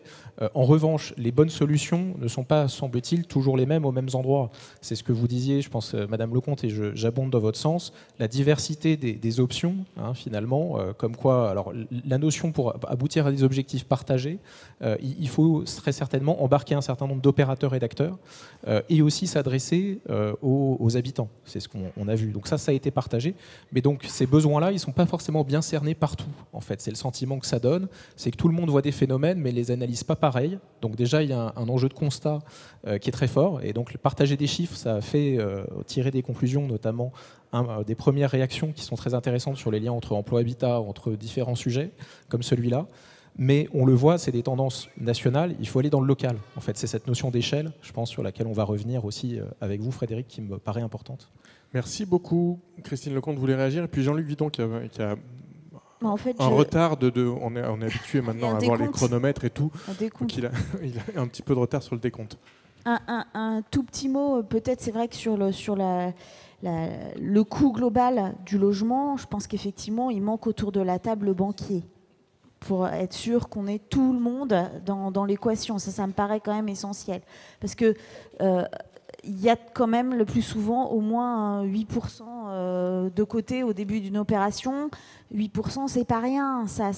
Quand vous voyez que la conception, c'est même pas 3%, il y a un vrai sujet quand même. Donc on met plus dans finalement la protection de la banque que dans la manière dont on va concevoir le logement. Et même en Ile-de-France, j'irais jusqu'à 30% pour le coût du portage, ça commence à faire un petit peu volumineux. Donc là, il y a des solutions qui peuvent être trouvées, mais collectivement. On n'est pas en train de dire il y a quelqu'un qu'on pointe du doigt. Il faut trouver une solution collective. La deuxième chose, c'est ce que vous disiez, monsieur, sur l'équilibre des territoires. C'est vrai que ça fait des années où on ne se questionne pas sur la métropolisation. Alors je ne sais pas si c'est le moment du débat, mais effectivement aujourd'hui se poser la question à cause de toutes les problématiques qu'on a de vulnérabilité de nos territoires, d'habitabilité de nos territoires, de pénurie de matériaux, de questionnement sur ce qu'on a déjà, 36 millions de logements en France, 3 millions de logements vacants, 100 000 logements vacants supplémentaires chaque année, je le rappelle quand même s'ils ne sont pas bien placés. Est-ce que dans l'équation globale qu'on a à avoir, et qui est peut-être là une prise de hauteur extrêmement, extrêmement haute, est-ce qu'on ne peut pas penser le logement, l'habitat, l'emploi et les mobilités autrement dans une politique qui nous permettrait d'occuper notre territoire? Et ce qu'on a déjà, il faudrait massivement réhabiliter, massivement réparer, massivement reconstruire ensemble, mais dans des espaces urbains qu'on a déjà. Jean-Luc Vidon et Madame. Oui, enfin, je rejoins ce qui vient d'être dit. Je pense qu'on a un problème d'urgence et en même temps la nécessité de se projeter à long terme. L'urgence, c'est ce qu'on constate aujourd'hui, les coûts de construction qui explosent, alors pour aussi des raisons très récentes, hein, mais qui nous polarisent et qui nous font dire qu'on ne va pas y arriver. Parce que c'est vrai que conjuguer la nécessité de produire à un coût qui a plutôt tendance à augmenter, et surtout, on l'a dit tout à l'heure, 80% du patrimoine de 2050 existe déjà. Et l'enjeu de la réussite du schéma national bas carbone, c'est bien d'arriver dans ce délai à traiter ce patrimoine, qu'il soit social ou qu'il soit privé. Et d'ailleurs, sur ce plan-là, on peut sans doute s'interroger pour savoir si les deux filières, entre guillemets, sont aujourd'hui au même niveau en termes de traitement pour essayer d'atteindre ces objectifs. Tout ça, ça va nous conduire certainement à des arbitrages parce que financièrement, nous ne pourrons sans doute pas tout faire en même temps, des arbitrages qui nécessiteront d'être économes dans tous les domaines. La première économie, c'est celle du foncier. Comment nous réinterroger sur notre patrimoine existant, comment nous réinterroger sur la meilleure façon de l'optimiser pour consommer moins. Mais ces arbitrages, qui les fait, au nom de quoi? Ces arbitrages, ils sont faits par l'ensemble des acteurs en même temps. Ensemble, les bailleurs sociaux ou les promoteurs, je vais parler des bailleurs sociaux qui possèdent des emprises foncières, qui sont des acteurs de la ville dans la durée, savent précisément ce qu'ils peuvent faire, en particulier sur leur propre patrimoine. S'interroger sur la façon de réhabiliter ce patrimoine, de le restructurer peut-être d'une façon beaucoup plus profonde que nous ne l'avons fait, voire de le valoriser. Donc ça, c'est une interrogation que nous devons avoir. Nous devons l'avoir avec d'autres acteurs, avec des acteurs de la promotion privée par exemple, parce qu'on a vu un certain nombre de montages sont des montages complexes qui méritent de réfléchir ensemble, mais tout ça, et là je reviens un petit peu à ce que je disais tout à l'heure, tout ça ne se fera pas sans l'accord, pour le coup, des collectivités, parce que ce sont les collectivités qui détiennent les clés de la règle d'urbanisme, les clés des permis de construire, les clés, bref, de savoir comment transformer un territoire. Alors, madame, n'hésitez pas, levez-vous, parce que sinon personne ne vous voit. Voilà. Donc n'hésitez pas à vous lever. Alexandra François-Cuxac, je suis maître d'ouvrage privé depuis une trentaine d'années. Et je voulais apporter une idée aussi complémentaire, notamment qui concerne l'aménagement du territoire. Parce que l'aménagement du territoire, ça fait quand même un grand nombre d'années qu'on manque de vision politique, de hauteur, et qu'aucun président successif ne s'empare véritablement de la manière dont on doit aménager le territoire France, tout simplement, et comment il va s'équilibrer. On a eu des ministères de la cohésion du territoire, mais ça s'est arrêté à la sémantique, et on n'a pas eu de contenu. Et je crois qu'aujourd'hui, on en a fait les uns et les autres un peu notre deuil. En tout cas, à la Fédération des promoteurs que j'ai présidée pendant 6 ans, on en a fait notre deuil. On a décidé finalement d'essayer de s'organiser collectivement, sans forcément avoir une vision de l'État qu'on n'a jamais eue, et de voir comment on peut rééquilibrer les territoires. Mais il y a toujours un grand absent au débat, et il est encore absent ce soir, et il est absent depuis des années, c'est les employeurs. Le logement et l'habitat, plus généralement, c'est quand même aussi une conséquence de l'emploi. Que ce soit avant Covid ou après Covid, les gens vont d'abord avoir besoin d'un emploi pour ensuite acheter leur logement, même démembré. Et donc, il faut absolument pouvoir avoir avec nous, autour de table, me semble-t-il, les employeurs, les grandes entreprises, le tissu économique local, comprendre leur politique d'investissement, comprendre leur politique éventuelle de délocalisation ou pas, de réindustrialisation, voir comment ils prennent ce sujet des nouvelles filières en main. On nous dit toujours qu'il va y avoir beaucoup d'emplois dans l'économie verte, mais enfin, on n'a jamais les employeurs autour de la table. Et je crois que là, on fait une erreur. On devrait absolument élargir les forces vives de ces débats dont je salue l'initiative Arnaud Enjolras, qui depuis plus de 20 ans essaye d'organiser des échanges avec Laurent autour de toutes ces questions fondamentales, mais je crois qu'il faut qu'on élargisse les interlocuteurs et qu'on arrive à parler beaucoup plus avec eux. Je pense aussi aux grands distributeurs, aux grands propriétaires de commerce. Certaines enseignes commerciales ont décidé de construire sur leur propre friche commerciale, mais d'autres non. Et je crois qu'il y a des nouvelles formes de partenariat qu'on pourrait initier. Et sur le sujet du foncier, parce que c'est un sujet évidemment sur lequel on ne trouve absolument aucune solution, Et on est en train aujourd'hui de laisser partir une valeur qui est une valeur verte, qui est une valeur collective. On en parlait tout à l'heure en aparté dans un des ateliers. C'est jusqu'à quand la collectivité va accepter d'investir dans des territoires et des terrains, et ça c'est très concret, hein, je parle d'un tramway, je parle d'un TER ou toutes sortes de mobilités douces qu'on peut imaginer, sans jamais essayer de maîtriser ce qui va se passer autour et donc laisser cette rente foncière captée par la personne ou les familles qui ont la chance d'habiter là par hasard presque.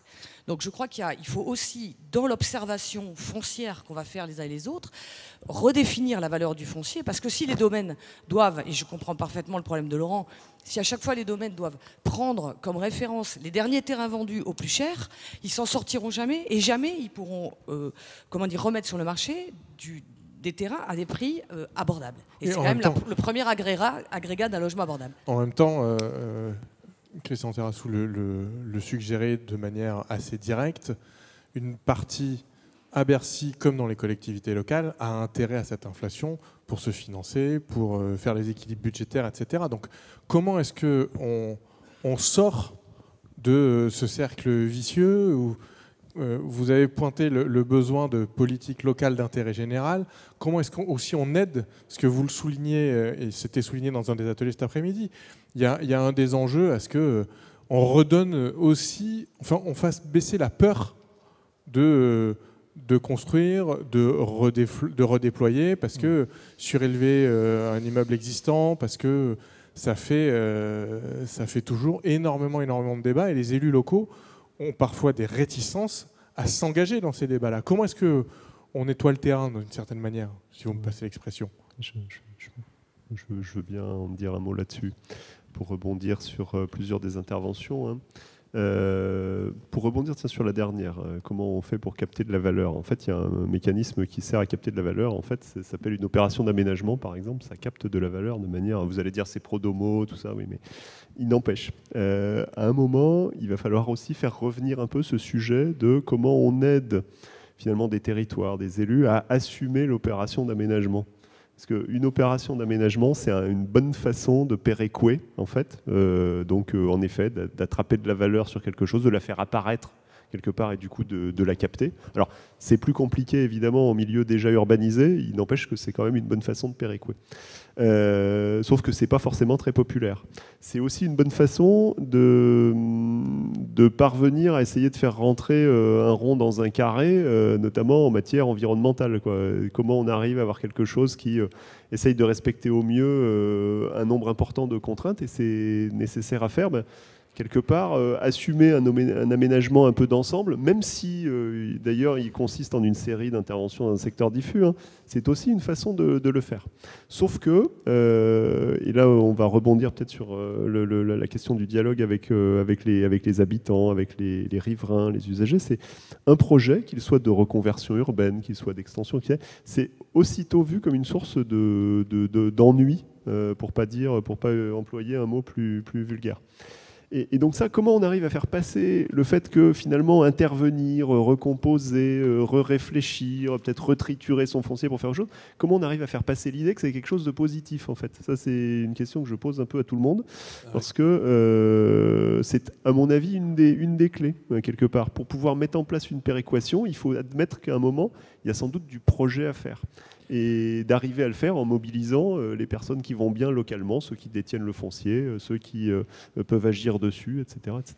Alors Christian Terrassou et Jean-Luc Vidon voulaient réagir, et j'en profite pour que vous vous prépariez. S'il y a une question qu'on n'a pas encore abordée et dont vous vous dites il ne faut vraiment pas que je la garde sur l'oreille avant de partir ce soir, il faut qu'on en parle, vous aurez le micro dans 5 minutes. Donc réfléchissez au sujet qui n'a pas été abordé et dont il faut absolument parler ce soir, parce que sinon, ce sera comme d'habitude, on passera le sujet à la trappe. Christian Terrassou. Non, je crois que pour rebondir sur ce que disait Laurent, il faut aider les maires. Il faut aider les maires à construire, mais aussi à équilibrer leurs finances, parce qu'on leur a enlevé la taxe d'habitation, on leur a enlevé des péréquations, voilà, tout un tas d'aides qu'ils avaient, et donc maintenant ils ne sont plus encouragés. On avait même sur le logement intermédiaire, ils ne touchaient plus la taxe foncière. Donc voilà, donc évidemment, certains se sont élevés contre ça. Donc il faut qu'on aide les maires, quitte à... parce que dès que vous avez des logements, eh bien, il faut des écoles, il faut des crèches, il faut des équipements publics, il faut faire un certain nombre de choses. Et alors, je ne sais pas à quel niveau il faut que ça redescende, mais en fait, on peut s'interroger aussi en France. La TVA sur le logement, c'est 20%. Combien elle est, la TVA sur le logement en Allemagne? N'existe pas. Donc voilà, 20% quand même la TVA. Donc moi, je veux bien tout ce qu'on veut, mais là, on a un sujet. Et donc, s'il y a une partie de la TVA qui redescendait dans la collectivité, eh bien peut-être qu'elle trouverait dessus. Et on a des règles qui nous sont trop pesantes, trop prégnantes sur l'ensemble de l'acte de construire. Je passe la parole Jean-Luc à Vidon, Jean-Luc. Christine Lecomte.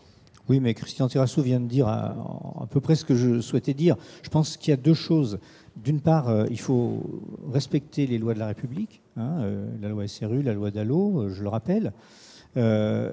Mais on ne construira pas seulement sous la contrainte. Et on doit même éviter la contrainte. Et je rejoins tout à fait ce qui vient d'être dit à l'instant sur aider les maires. Parce que quand on rencontre les élus locaux sur ces questions, ils font référence à plusieurs choses. L'acceptabilité des projets, comment aider les élus à faire en sorte que les projets soient acceptés, comment leur donner parfois les moyens d'ingénierie nécessaires pour monter les projets. Certaines collectivités sont très bien outillées, d'autres le sont moins. Qu'est-ce qui doit être géré à l'échelle communale ou intercommunale? Que seront les autorités organisatrices de l'habitat qui sont maintenant prévues par la loi? Comment tout ça va être décliné? Et puis, les élus nous parlent aussi de deux autres sujets. Les finances locales, c'est-à-dire comment j'accompagne la construction de logements par les équipements publics, la santé, les écoles, etc. Et puis enfin, et c'est un sujet qui concerne notamment, mais pas que, les bailleurs sociaux, la question des attributions de logements, qui est un sujet évidemment qui est cher aux élus, surtout dans les secteurs où il y a une demande qui est beaucoup plus importante que l'offre et où il faut faire des arbitrages. Donc c'est à toutes ces questions-là que nous devons travailler, bailleurs sociaux ou bailleurs sociaux avec leurs partenaires, pour essayer de rendre plus acceptables ces opérations et donc de les multiplier pour éviter les refus de permis de construire, mais pour aller plutôt vers des objectifs qui soient réellement partagés. Christine Lecomte, vous disiez tout à l'heure, la ville, c'est la façon dont on spatialise la démocratie, c'est ça? Oui, non, mais c'est vrai qu'il faut passer d'une culture individuelle à une culture du partage dans la ville, qui n'est pas forcément ce qu'on a mis comme modèle, pour dire ce que disait Alexandra tout à l'heure. On n'a pas eu de vision d'aménagement du territoire depuis longtemps, si ce n'est la vision du zoning. Et donc là, on doit revenir sur une contrainte, puisqu'on va en plus, on n'a pas parlé de ZAN, mais on pourrait se le rajouter dans l'équation, mais on va devoir habiter dans les enveloppes urbaines existantes. Donc ça veut dire qu'il va falloir penser nos modes de vie différemment. Ça veut dire nos typologies d'habitat aussi vont évoluer. Donc on revient sur la culture du partage, la culture de comment on partage des espaces, comment est-ce qu'on les dessine. Et là, c'est la question de la densité et de la mixité fonctionnelle, mais aussi typologique. Et pas de qualité, pas de densité sans qualité, quoi. Sans qualité urbaine, sans qualité de logement, sans qualité d'usage. Et ça, c'est un gros challenge pour toute la filière. Donc, il faut qu'on aide les élus. Mais il y a aujourd'hui une différence entre construire dans le diffus et construire dans une opération d'aménagement. Dans une opération d'aménagement où il y a une ingénierie derrière, il peut y avoir une forme de concertation. Il peut y avoir... Quand c'est dans le diffus, si vous habitez face à la parcelle qui va être construite et que cette parcelle va être construite sans qu'elle ne vous apporte rien, sauf à vous gâcher le soleil, vous allez tout de suite être contre. Parce que peut-être que derrière, il y a l'arbre que vous regardiez tous les matins et le passage que vos enfants prenaient par le terrain vague pour aller à l'école. Donc la question, c'est aujourd'hui, comment ce qu'on construit apporte aux autres quelque chose. Et je pense que là, il y aura une forme d'acceptabilité, mais ça nous demande un gros travail d'ingénierie en amont, de travail architectural sur les typologies, sur la qualité, qui n'est pas toujours effectif parce qu'il y a parfois des manques. Donc en gros, ce que vous dites, c'est qu'il faut aller voir les riverains avant qu'ils posent des problèmes, quoi, c'est ça? Merci Frédéric. Non, mais il faut aller à la conclusion, quoi. Donc, droit au but. On va droit au but. Est-ce que dans la salle, il y a... Oui, madame.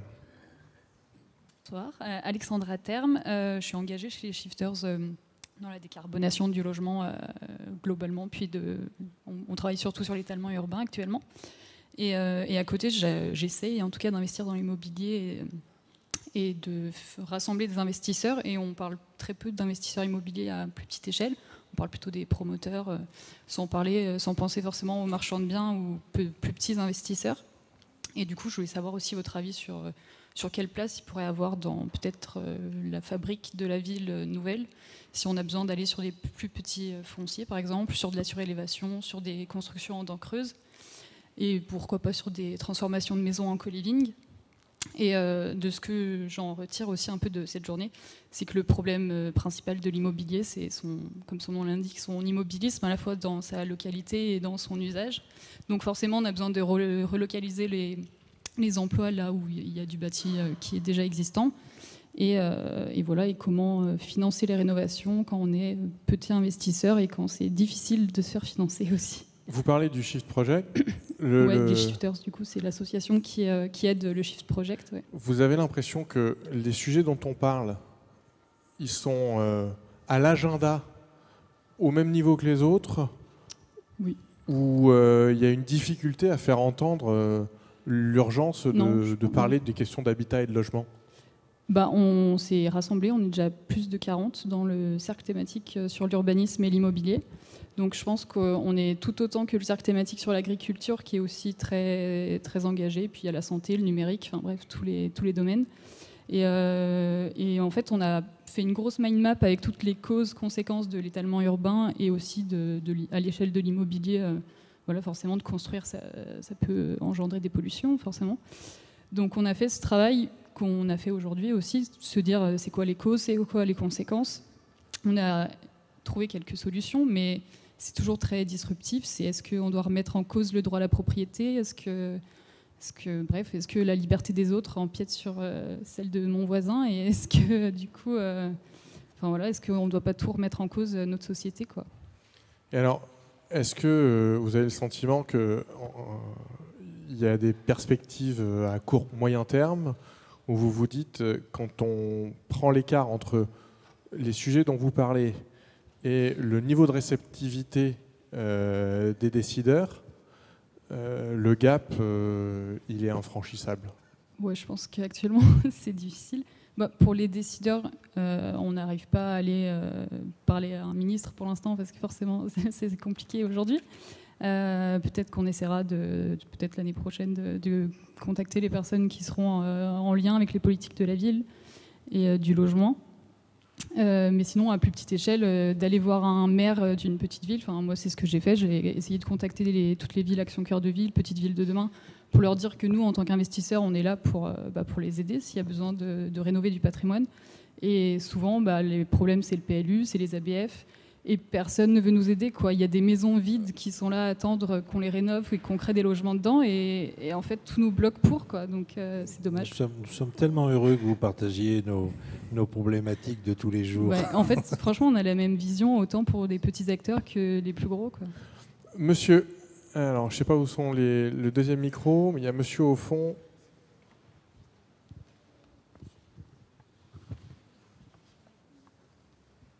Merci. Henri Deligné, l'association Pluriance. Je suis arrivé en retard, donc peut-être ai-je manqué certains débats, mais il y a un agenda dont on ne parle pas beaucoup, me semble-t-il, c'est celui concernant la mise aux normes des standards énergétiques du stock des logements existants. Dans l'offre privée locative, sur les 7 millions de logements qui existent, 25% de cette offre est concernée par les étiquettes F et G, pour autant que le DPE ne soit pas trop modifié. Le 25% de l'offre, c'est-à-dire près de 1,8 million de logements qui vont devoir être réinvestis dans peu de temps, 2025 pour certains et 2028 pour d'autres. On a calculé que ça représente à peu près 80 milliards d'investissements uniquement dans ces logements qui sont en copropriété. Il y a 70% d'entre eux. C'est une réallocation de moyens financiers gigantesques. Ce parc est tenu essentiellement par des petits propriétaires. Vous parliez des investisseurs privés. Ce sont des petits bailleurs qui n'auront pas les moyens de faire, et c'est une préoccupation majeure qui va se traduire par une difficulté d'accès au logement, puisque ces logements seront sortis de la location, et donc un accès plus difficile pour les autres. Je ne connais pas les chiffres exacts dans le logement social, mais je sais qu'ils ont été réévalués à la hausse avec les nouvelles modalités du DPE. C'est vraiment une préoccupation majeure qui ne fait que militer pour se préoccuper aussi forcément de la construction neuve. Et vous avez l'impression, monsieur, que ce sujet-là, c'est un problème de financement pour que ces logements soient réhabilités, ou est-ce que c'est un problème d'organisation de la filière? Parce qu'on se disait, enfin, on se dirait, 80 milliards d'euros, c'est un bon marché à prendre, donc il va y avoir des initiatives qui vont... L'essentiel de ce parc est dans les copropriétés. Les décisions en copropriété sont très longues. Il faut 2 ou 3 ans pour qu'une décision de rénovation soit prise. Entre-temps, l'environnement fiscal a changé. Donc lorsqu'on commence à examiner une décision de rénovation dans une copropriété, avant que les travaux ne soient réalisés, l'environnement législatif a changé plusieurs fois. Donc ça crée une instabilité réelle qui n'est pas propice à l'investissement. Et l'investissement, c'est l'investissement de particuliers. Hein. Donc il ne s'agit pas de masse extérieure, il s'agit bien d'investissement de particuliers. Merci. Vous vouliez réagir, oui. Une réaction là-dessus, là aussi en mettant en parallèle les 2 dernières interventions, parce que vous aviez un souci d'investissement que vous évoquiez tout à l'heure, et le sujet que vous évoquiez, alors pour moi c'est effectivement un sujet d'investissement, c'est-à-dire que le risque qui est pris par rapport à des petits, entre guillemets, petits propriétaires, personnes physiques, c'est celui effectivement de la fuite pour ne pas avoir à mettre en œuvre un projet apparaissant comme compliqué. Donc si vous ne voulez pas vous retrouver avec des logements qui sont vides, la question de y a-t-il des acteurs professionnels qui peuvent envisager de les reprendre pour les remettre à niveau, si tant est que techniquement ça soit possible, mais souvent c'est possible quand même. Enfin, il y a souvent pas mal de choses à faire. En revanche, ça veut dire qu'on a un sujet dans ce que vous évoquez, et qui est, alors je ne sais pas résoudre, hein, mais qui est le sujet de, en effet, l'éclatement de la propriété en copro. Qui, voilà, à un moment, il faudra peut-être transformer la copropriété en un régime un peu différent, qui permette effectivement de prendre des décisions de réhabilitation. Enfin, ça militerait, enfin, disons que l'efficacité énergétique, pour le coup, militerait plutôt pour une certaine concentration de la propriété, pour le dire simplement. On ne va pas priver les Français de la propriété quand même. Il va falloir... mais la propriété immobilière est une de celles qui est la plus fiscalisée déjà. Le statut de bailleur privé devrait quand même être... on ne peut pas amortir, on ne peut pas déduire, et ainsi de suite. Donc il y a ces 80 milliards, ils ne vont pas sortir. Il faut bien falloir aider à faire évoluer cette, effectivement, cette problématique. Elle ne va pas se résoudre d'un coup de baguette magique. Hein, voilà. Et alors, quand on parle du ZAN, tout ce qu'on peut dire simplement, donc bien sûr, c'est le sens de l'histoire, mais quand la directive européenne dit 2050, en France, nous on dit allez en 2025 pour qu'on y soit tous déjà. Et on fait des textes de loi qui vont empêcher, voilà. Alors, au lieu on est toujours en surtransposition des directives qui viennent de l'Europe. Christine Lecomte et puis monsieur... On peut faire l'autruche pendant longtemps, hein, vous avez raison. Ça, c'est pas un problème. Par contre, non, mais il y a quelque chose que... Non, mais on n'est pas obligé d'attendre que papa ou maman nous disent de rentrer pour rentrer. Hein. Je veux dire, moi, je pense qu'à un moment donné, on peut se prendre en main. Donc, sur la question du ZAN, sur la question des filières de matériaux, en fait, c'est le temps court, le temps long. Le problème, c'est qu'aujourd'hui, on est sur des temps électoraux, alors qu'en fait, on a besoin d'un temps de l'anticipation. Et le temps de l'anticipation, il est nécessaire par rapport aux enjeux climatiques. Je suis désolée, mais on a quand même cette urgence qui est de dire que 74% de la population aura 20 jours de canicule mortelle par an. Donc, adaptons nos bâtiments, atténuons l'effet de notre... Ça, on n'a pas le choix. Enfin, et concrètement, dans le temps court, on le voit bien. Je veux dire, il suffit, et je ne devrais pas le dire comme ça, mais une crise géopolitique, augmentation du pétrole, allez voir dans les zones périurbaines les gens qui ne se dépassent plus en voiture. C'est un problème.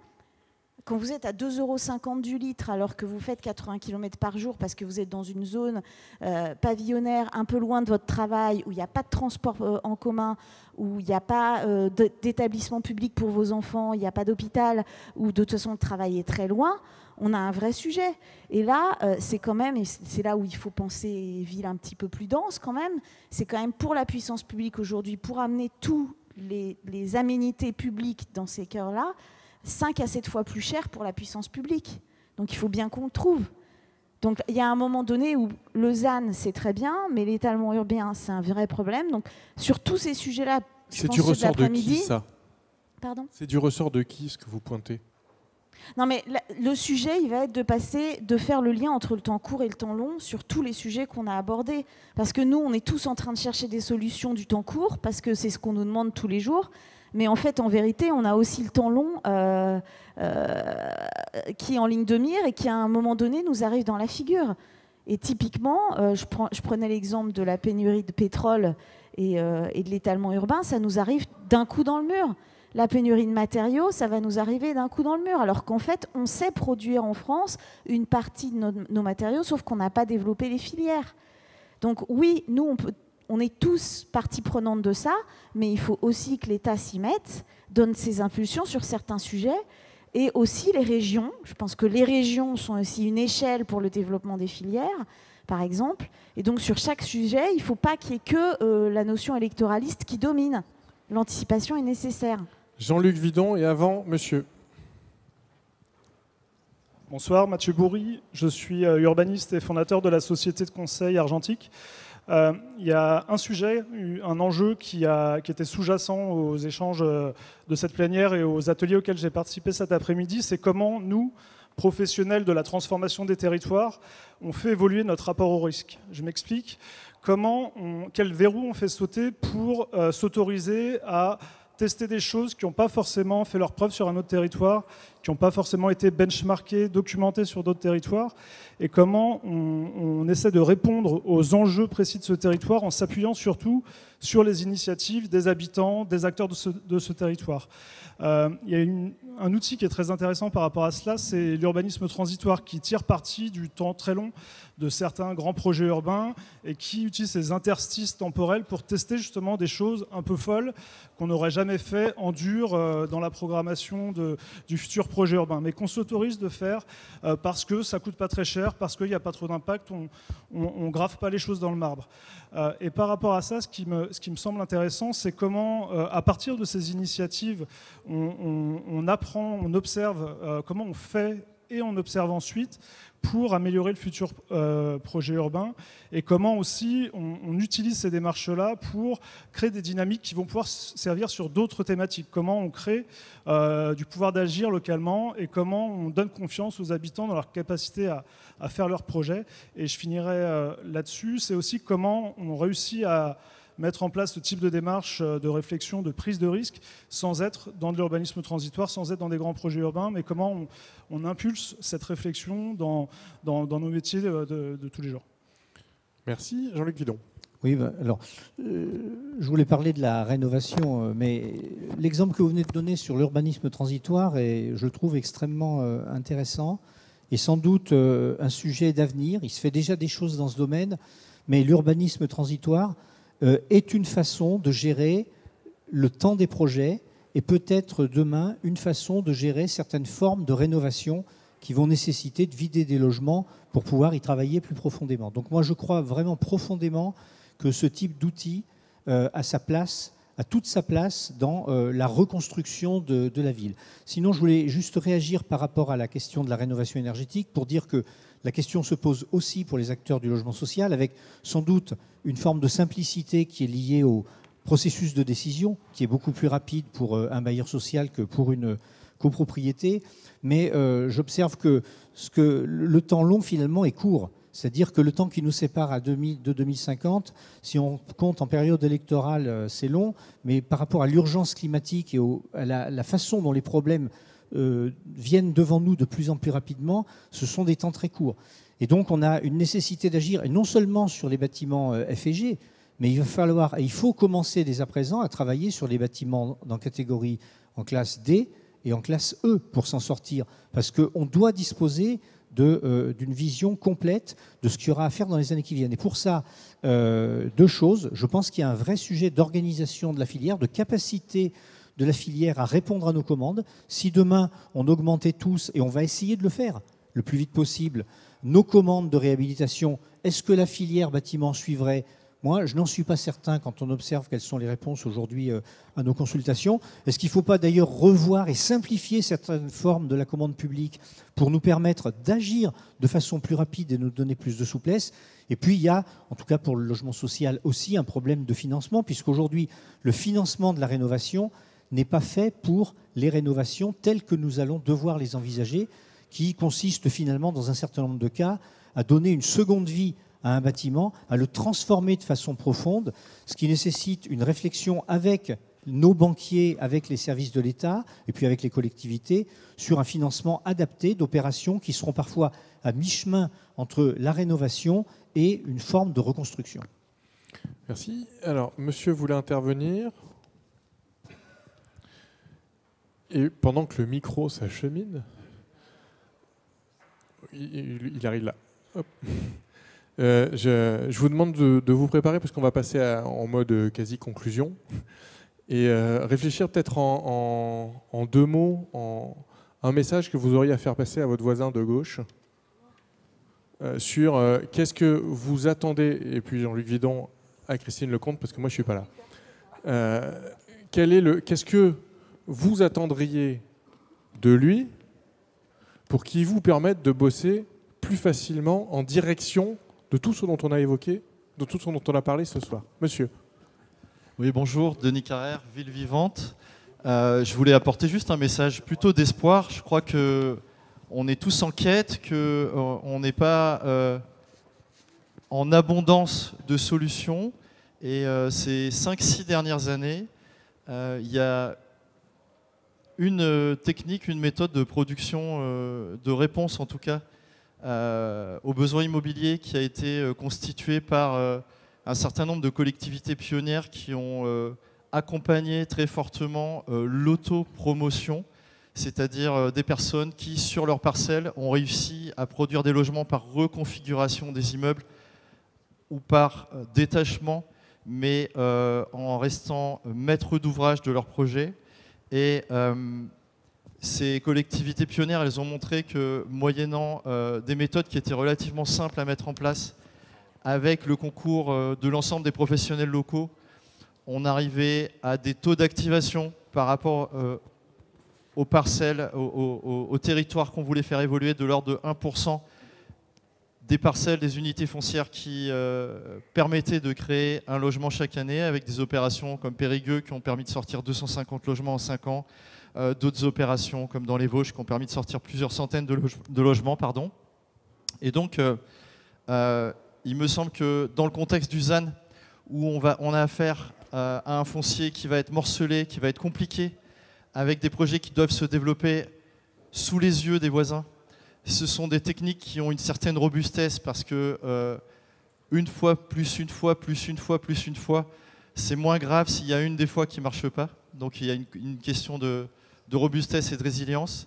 Et il y a aussi un autre intérêt, c'est le sujet du logement abordable, puisque ce sont des opérations qui, aux côtés du reste de la production d'offres, mais ces opérations-là, elles se développent en filière courte, avec des niveaux de prix de sortie qui sont très inférieurs, très inférieurs, de l'ordre de 80 000 € par logement, quels que soient les marchés, à ce qu'on peut constater dans les filières longues.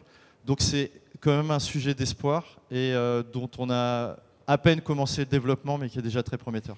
Merci. Je crois que monsieur voulait intervenir. Passez le micro juste à votre gauche. Voilà, très bien.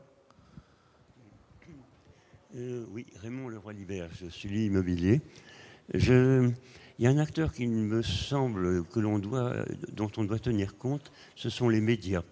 La promotion, la construction ont une mauvaise presse. Par exemple, on dit un maire bâtisseur est un maire battu, et cela influe bien sûr toute la population. Il y a quelque chose à trouver vis-à-vis des médias, parce que je pense que les élus deviennent très prudents dans l'acte de construire du fait de cette position. Merci beaucoup. Alors, est-ce que dans la salle, quelqu'un veut rajouter un mot? Monsieur? Juste encore un mot. Le thème de la table ronde, me semblait-il, oui, c'est Pierre. On devait parler d'attractivité un petit peu. Moi, j'ai l'impression d'une chose, on a beaucoup de mal à amener les logements là où il y a des besoins. C'est ce que j'ai entendu, en tout cas, sur la moitié droite de la table.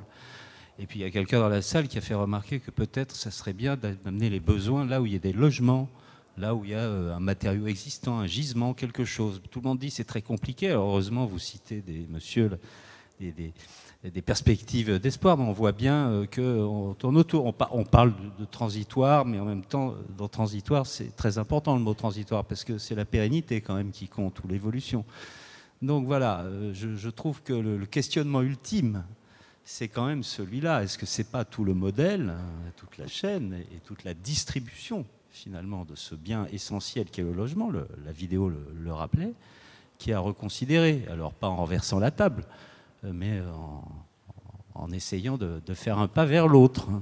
Alors, justement, Christine Lecomte, quel est le sujet donc à faire avancer, en conclusion, et qu'est-ce que votre voisin de gauche peut vous aider, dans quelle mesure il peut vous aider à faire avancer ce sujet? Alors, le sujet, pour moi, ça serait effectivement, si on voit bien qu'il y a plein de clés à ouvrir, mais une des clés, c'est vraiment la construction avec tous les acteurs, et notamment avec les habitants, parce qu'on va avoir les aspirations habitantes dont on a parlé, les besoins dont on a beaucoup parlé, et puis toute la conjoncture écologique et toutes les crises dont on a aussi beaucoup parlé. Mais pour lier les trois ensemble, en fait, il faut qu'on arrive à ce que tout le monde se mette en marche. Et ça, c'est très compliqué. Ça passe par une culture de la pédagogie, une culture collective aussi du projet, des objectifs communs.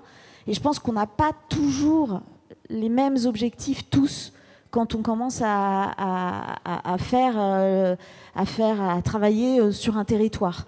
Et donc, il faut construire ce récit ensemble. Et moi, je pense que souvent, les élus manquent de relation au récit géographique, historique, de ressources, de dynamisme de leur collectivité. C'est pas facile. Et que finalement, on a besoin de rapprocher les acteurs, peut-être dans des processus de conception intégrée, beaucoup plus fait en amont, c'est-à-dire où finalement l'architecte peut parler aux habitants quand il va concevoir des logements, ce qui n'est pas toujours le cas aujourd'hui, où l'aménageur peut parler avec l'architecte, ce qui n'est pas aussi toujours le cas aujourd'hui, où on met tout le monde autour de la table, et même peut-être aussi, mais alors ça c'est dans une version Pierre-Mille-les-Îles, on se pose la question en amont, c'est une opération d'aménagement du côté de Nantes, où on se pose la question des ressources qu'on a pour construire, ou réaménager, ou réhabiter à un endroit précis. Donc c'est pas vraiment une question, mais à quand plus de processus de conception intégrés avec les habitants, mais tous les acteurs, sans qu'il y ait finalement de chaîne de filiation ou de... Voilà. Je réponds ou je pose juste ma question à mon voisin de gauche? Je réponds pas avant, on s'en parlera. Non mais je suis d'accord pour discuter, bien sûr. Alors à mon voisin de gauche, moi je dirais, on voit bien à travers la discussion d'aujourd'hui que... on a besoin de passer à d'autres recettes. Donc il faut qu'on change de recette. Donc moi, ce que j'aurais tendance à dire à mon voisin de gauche, c'est effectivement comment on peut faire ensemble pour ne pas rester enfermé dans certaines recettes.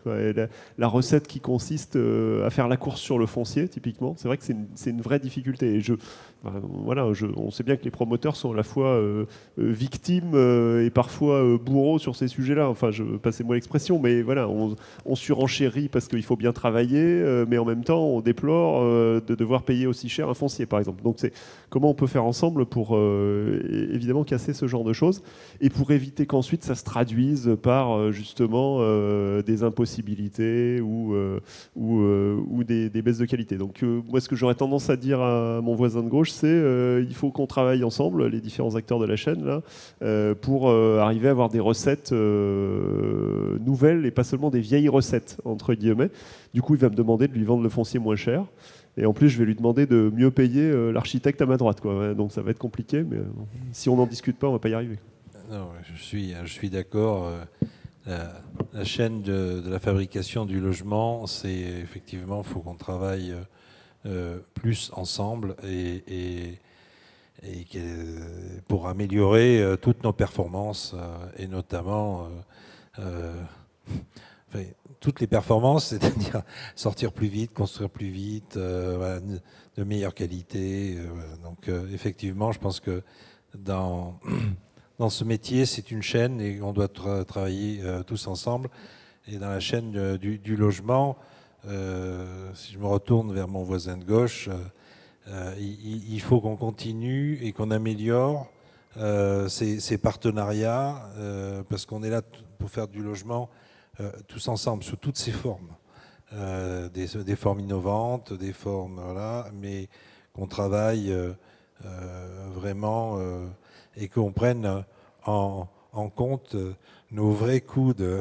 Parce que ce qu'on oublie, c'est par exemple en Île-de-France, la promotion privée, c'est pratiquement 50%, à 50 à 55%, elle est faite par les opérateurs privés, comme nous. Donc nous sommes des producteurs de logements sociaux importants et nous travaillons main dans la main avec les bailleurs. Et donc nous aussi, on a un problème pour vous délivrer au prix auquel vous nous achetez. Donc achetez-nous un peu plus cher et on pourra mieux sortir nos opérations. Jean-Luc Guidon. Ouais, alors moi, je vais répondre à mon voisin de droite avant de m'adresser à ma voisine de gauche. À mon voisin de droite, je dirais une partie de la production se fait en VFA aujourd'hui. La VFA est un des modes de construire. Je crois que c'est admis par les uns et les autres. Simplement, évitons que les bailleurs sociaux soient mis en concurrence au dernier moment sur les opérations, parce que voilà qui contribue pour nous à faire monter le coût des opérations sur des produits sur lesquels nous n'avons plus la main. Et j'en profite pour dire à ma voisine de gauche que j'espère d'abord que nous allons longtemps continuer à travailler avec les architectes. En réhabilitation, j'en suis certain. En production neuve, si la maîtrise d'ouvrage direct ne garde pas toute sa place dans le paysage, les architectes, pour nous, deviennent invisibles, puisque finalement l'architecte a un contrat avec le promoteur et que nous achetons un produit qui parfois est au début de sa conception, et dans ce cas-là, nous travaillons avec les promoteurs également. Je ne sais pas si on peut le faire, mais en tout cas on le fait. Et dans d'autres cas, tout est décidé. C'est-à-dire qu'on n'a plus notre mot à dire sur le produit qui va être livré et sur lequel pourtant on aimerait dire notre mot, parce qu'au-delà de la construction, on va l'exploiter, ce produit, pendant quelques dizaines d'années. Donc moi je souhaite que cette relation puisse continuer. Et puis pour poursuivre de façon très, très rapide, je souhaite qu'avec les architectes, nous avons ensemble un rôle pour convaincre les élus de la pertinence d'un projet, les rassurer par rapport à cette question de densité qui s'invite dans le paysage, et puis en rénovation notamment, travailler avec les habitants. Nous le faisons déjà, mais je pense que c'est quelque chose d'important. Et puis le dernier point, c'est la question de l'innovation, qui est également un sujet important. Pour réussir ensemble, eh bien, nous devrons travailler sur, vous l'avez dit, les filières, sur les matériaux, sur la durabilité des projets, parce qu'un projet, ce n'est pas seulement un coût à un instant T, c'est un coût dans la durée, et c'est tout ça sur lequel nous devons travailler ensemble pour mesurer la performance économique et donc la faisabilité d'opération. Et ça, on doit le faire en amont avec les architectes. Donc je pense qu'on a encore de beaux jours devant nous en termes de relations, et je souhaite que, en tout cas, ce travail ensemble avec également les autres acteurs qui sont autour de la table et ceux qui n'y sont pas, puissent porter ses fruits très rapidement. Merci beaucoup, merci à tous les quatre, merci à vous pour vos interventions. Arnaud Enjolras pour la conclusion de cette plénière.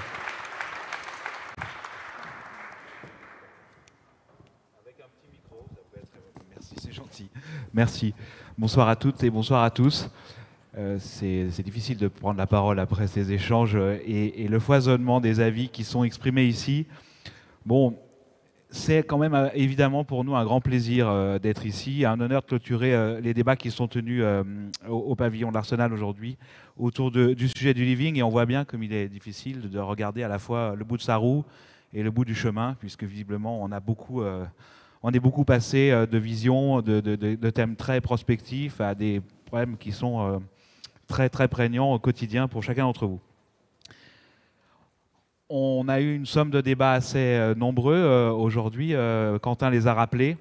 Et au nom vraiment de toute l'équipe d'Adéquation, on veut remercier chacun de vous tous qui avez animé, qui avez donné vos points de vue, qui avez partagé vos analyses. On veut vous remercier parce que vous avez tous un engagement au service de réalisation qui dépasse le simple fait de délivrer des biens, des services, des terrains, des fonciers, des immeubles, des quartiers de ville ou des territoires. Il y a des vies qui vont avec, on en a parlé en introduction. Et ce que vous fabriquez, ce que vous concevez, ce que vous anticipez, eh bien, c'est cela votre engagement. Et nous, chez Adéquation, on a envie de vous remercier pour ça, très chaleureusement. C'est la première chose que je voulais dire ce soir. Alors, il va sans dire que tous ces débats, on fera le nécessaire pour que vous puissiez retrouver sous différentes formes les minutes de ce qui sera tenu. On a filmé, on a enregistré, on essaie de pouvoir organiser des restitutions qui seront les plus agréables à partager dans la suite. Parce que ce qu'on espère, évidemment, c'est qu'on est assez partagé aujourd'hui pour que ce qu'on s'est dit continue de prospérer, nos discussions et les discussions qui vont avec. On s'inscrit dans un mouvement, qui est un mouvement effectivement qui, pour un certain nombre de raisons, s'inscrit dans le temps long. Donc les sujets sont vivants, on le constate tous les jours, hein, il y a des transformations qui s'opèrent, des expérimentations qui sont conduites. Alors on est loin d'être au bout du chemin, on a bien compris, mais aujourd'hui, effectivement, si on remet en cause la manière dont on pratique nos métiers, dont on mesure nos objectifs, les marqueurs de la réussite d'une entreprise ou d'une opération doivent peut-être aussi un petit peu évoluer, ça semble assez évident dans la bouche d'un certain nombre d'entre vous. Donc la réflexion n'est pas figée et on espère qu'on continuera de donner le change sur ce sujet pour qu'on puisse continuer d'avancer. Pour parler rapidement de l'adéquation, je dirais qu'une chose assez simple.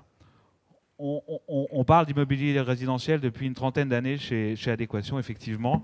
Et on est vraiment certains aujourd'hui convaincus que c'est une réponse majeure dans l'évolution de nos modes de vie, dans le dynamisme de notre économie, ça a été rappelé, je partage complètement ce point de vue-là, et la transformation de nos villes et nos territoires. Et effectivement, on est à Paris ici, et on est très heureux d'être à Paris ici, mais effectivement, la vision un peu globale du territoire permet peut-être d'apporter une variété de solutions qui permettront effectivement au logement et à l'habitat de demain d'être plus abordables, plus serviciels, conçus pour tous nos moments de vie, et peut-être un peu plus respectueux de, je dirais, nos environnements, puisque il semblerait qu'il y a un certain nombre d'éléments qui nous environnent. Bon, donc chez Adéquation, on est complètement engagé sur ces sujets-là. Et Adéquation, et puis le petit groupe d'activités qu'on a constitué autour, c'est-à-dire que vous connaissez tous effectivement l'entreprise Adéquation. Ça fait une trentaine d'années effectivement qu'on s'investit pour essayer d'être aux côtés des opérateurs et des acteurs que vous êtes. C'est vrai que c'est difficile de développer des nouveaux modes collaboratifs, des nouveaux montages, mais on le voit chaque jour, on travaille au quotidien pour un grand nombre d'entre vous, opération par opération, et on voit des succès nouveaux, des choses nouvelles qui se mettent en place. Donc voilà, je pense qu'il y a encore beaucoup d'espoir pour l'avenir, dans la manière dont on peut vous accompagner. Il y a deux activités nouvelles dans lesquelles on s'est investi. Une première société qui s'appelle Cadre de Vie. Et Cadre de Vie par la demande immobilière. Et donc c'est un sujet qui est revenu très fréquemment ici. Et on s'appuie sur des solutions digitales. On s'appuie sur un public qui n'est pas tout à fait présent ici, parce que là on fabrique de l'immobilier, mais il y a un certain nombre de gens qui fabriquent des biens et des services. Je pense aux banques, aux assurances, aux distributeurs divers et variés qui peuvent peupler nos entrées de ville. Et tous ces acteurs-là, eux aussi, sont concernés par un moment important qui est la vie immobilière de leurs clients, de vos clients, donc en fait de la population, de nous tous. Donc Cadre de Vie s'intéresse à la question de la demande. Et puis la data est un sujet important chez nous et presque fondateur chez Adéquation. Alors Adéquation a fait une partie du chemin en essayant de décrire correctement les marchés résidentiels, mais vraisemblablement pour avancer, l'industrie a besoin de beaucoup plus de data. Donc on est en train de développer une plateforme qui s'appelle Real Data for Real Estate, qui a l'objectif de devenir la place de marché partagée de la donnée immobilière au service de l'ensemble des acteurs de l'industrie immobilière. Et il nous semble que cette donnée-là, on a parlé d'un certain nombre de ressources aujourd'hui, on ne fabrique pas de matériaux chez Adéquation, mais on essaie et dans le petit groupe d'activités qu'on a développé, on essaie de développer des données pour que vous puissiez tous, autant que vous êtes, travailler en partant d'éléments qui permettent de passer au-delà peut-être d'un certain nombre d'idées reçues parfois. Donc un mot très chaleureux pour vous remercier tous à nouveau. J'aimerais remercier l'agence 14 septembre qui nous a aidés à faire vivre ce moment. Donc merci à eux et merci à la manière dont ils nous ont mis en contact avec le pavillon de l'Arsenal et nous ont permis de créer cet événement.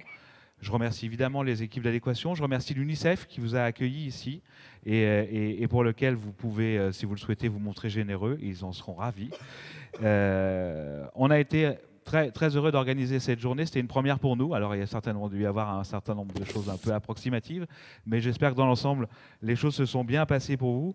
Et je conclurai en disant qu'il y a un esprit pionnier qu'on essaye de développer ici et vraisemblablement, on est un certain nombre à le porter.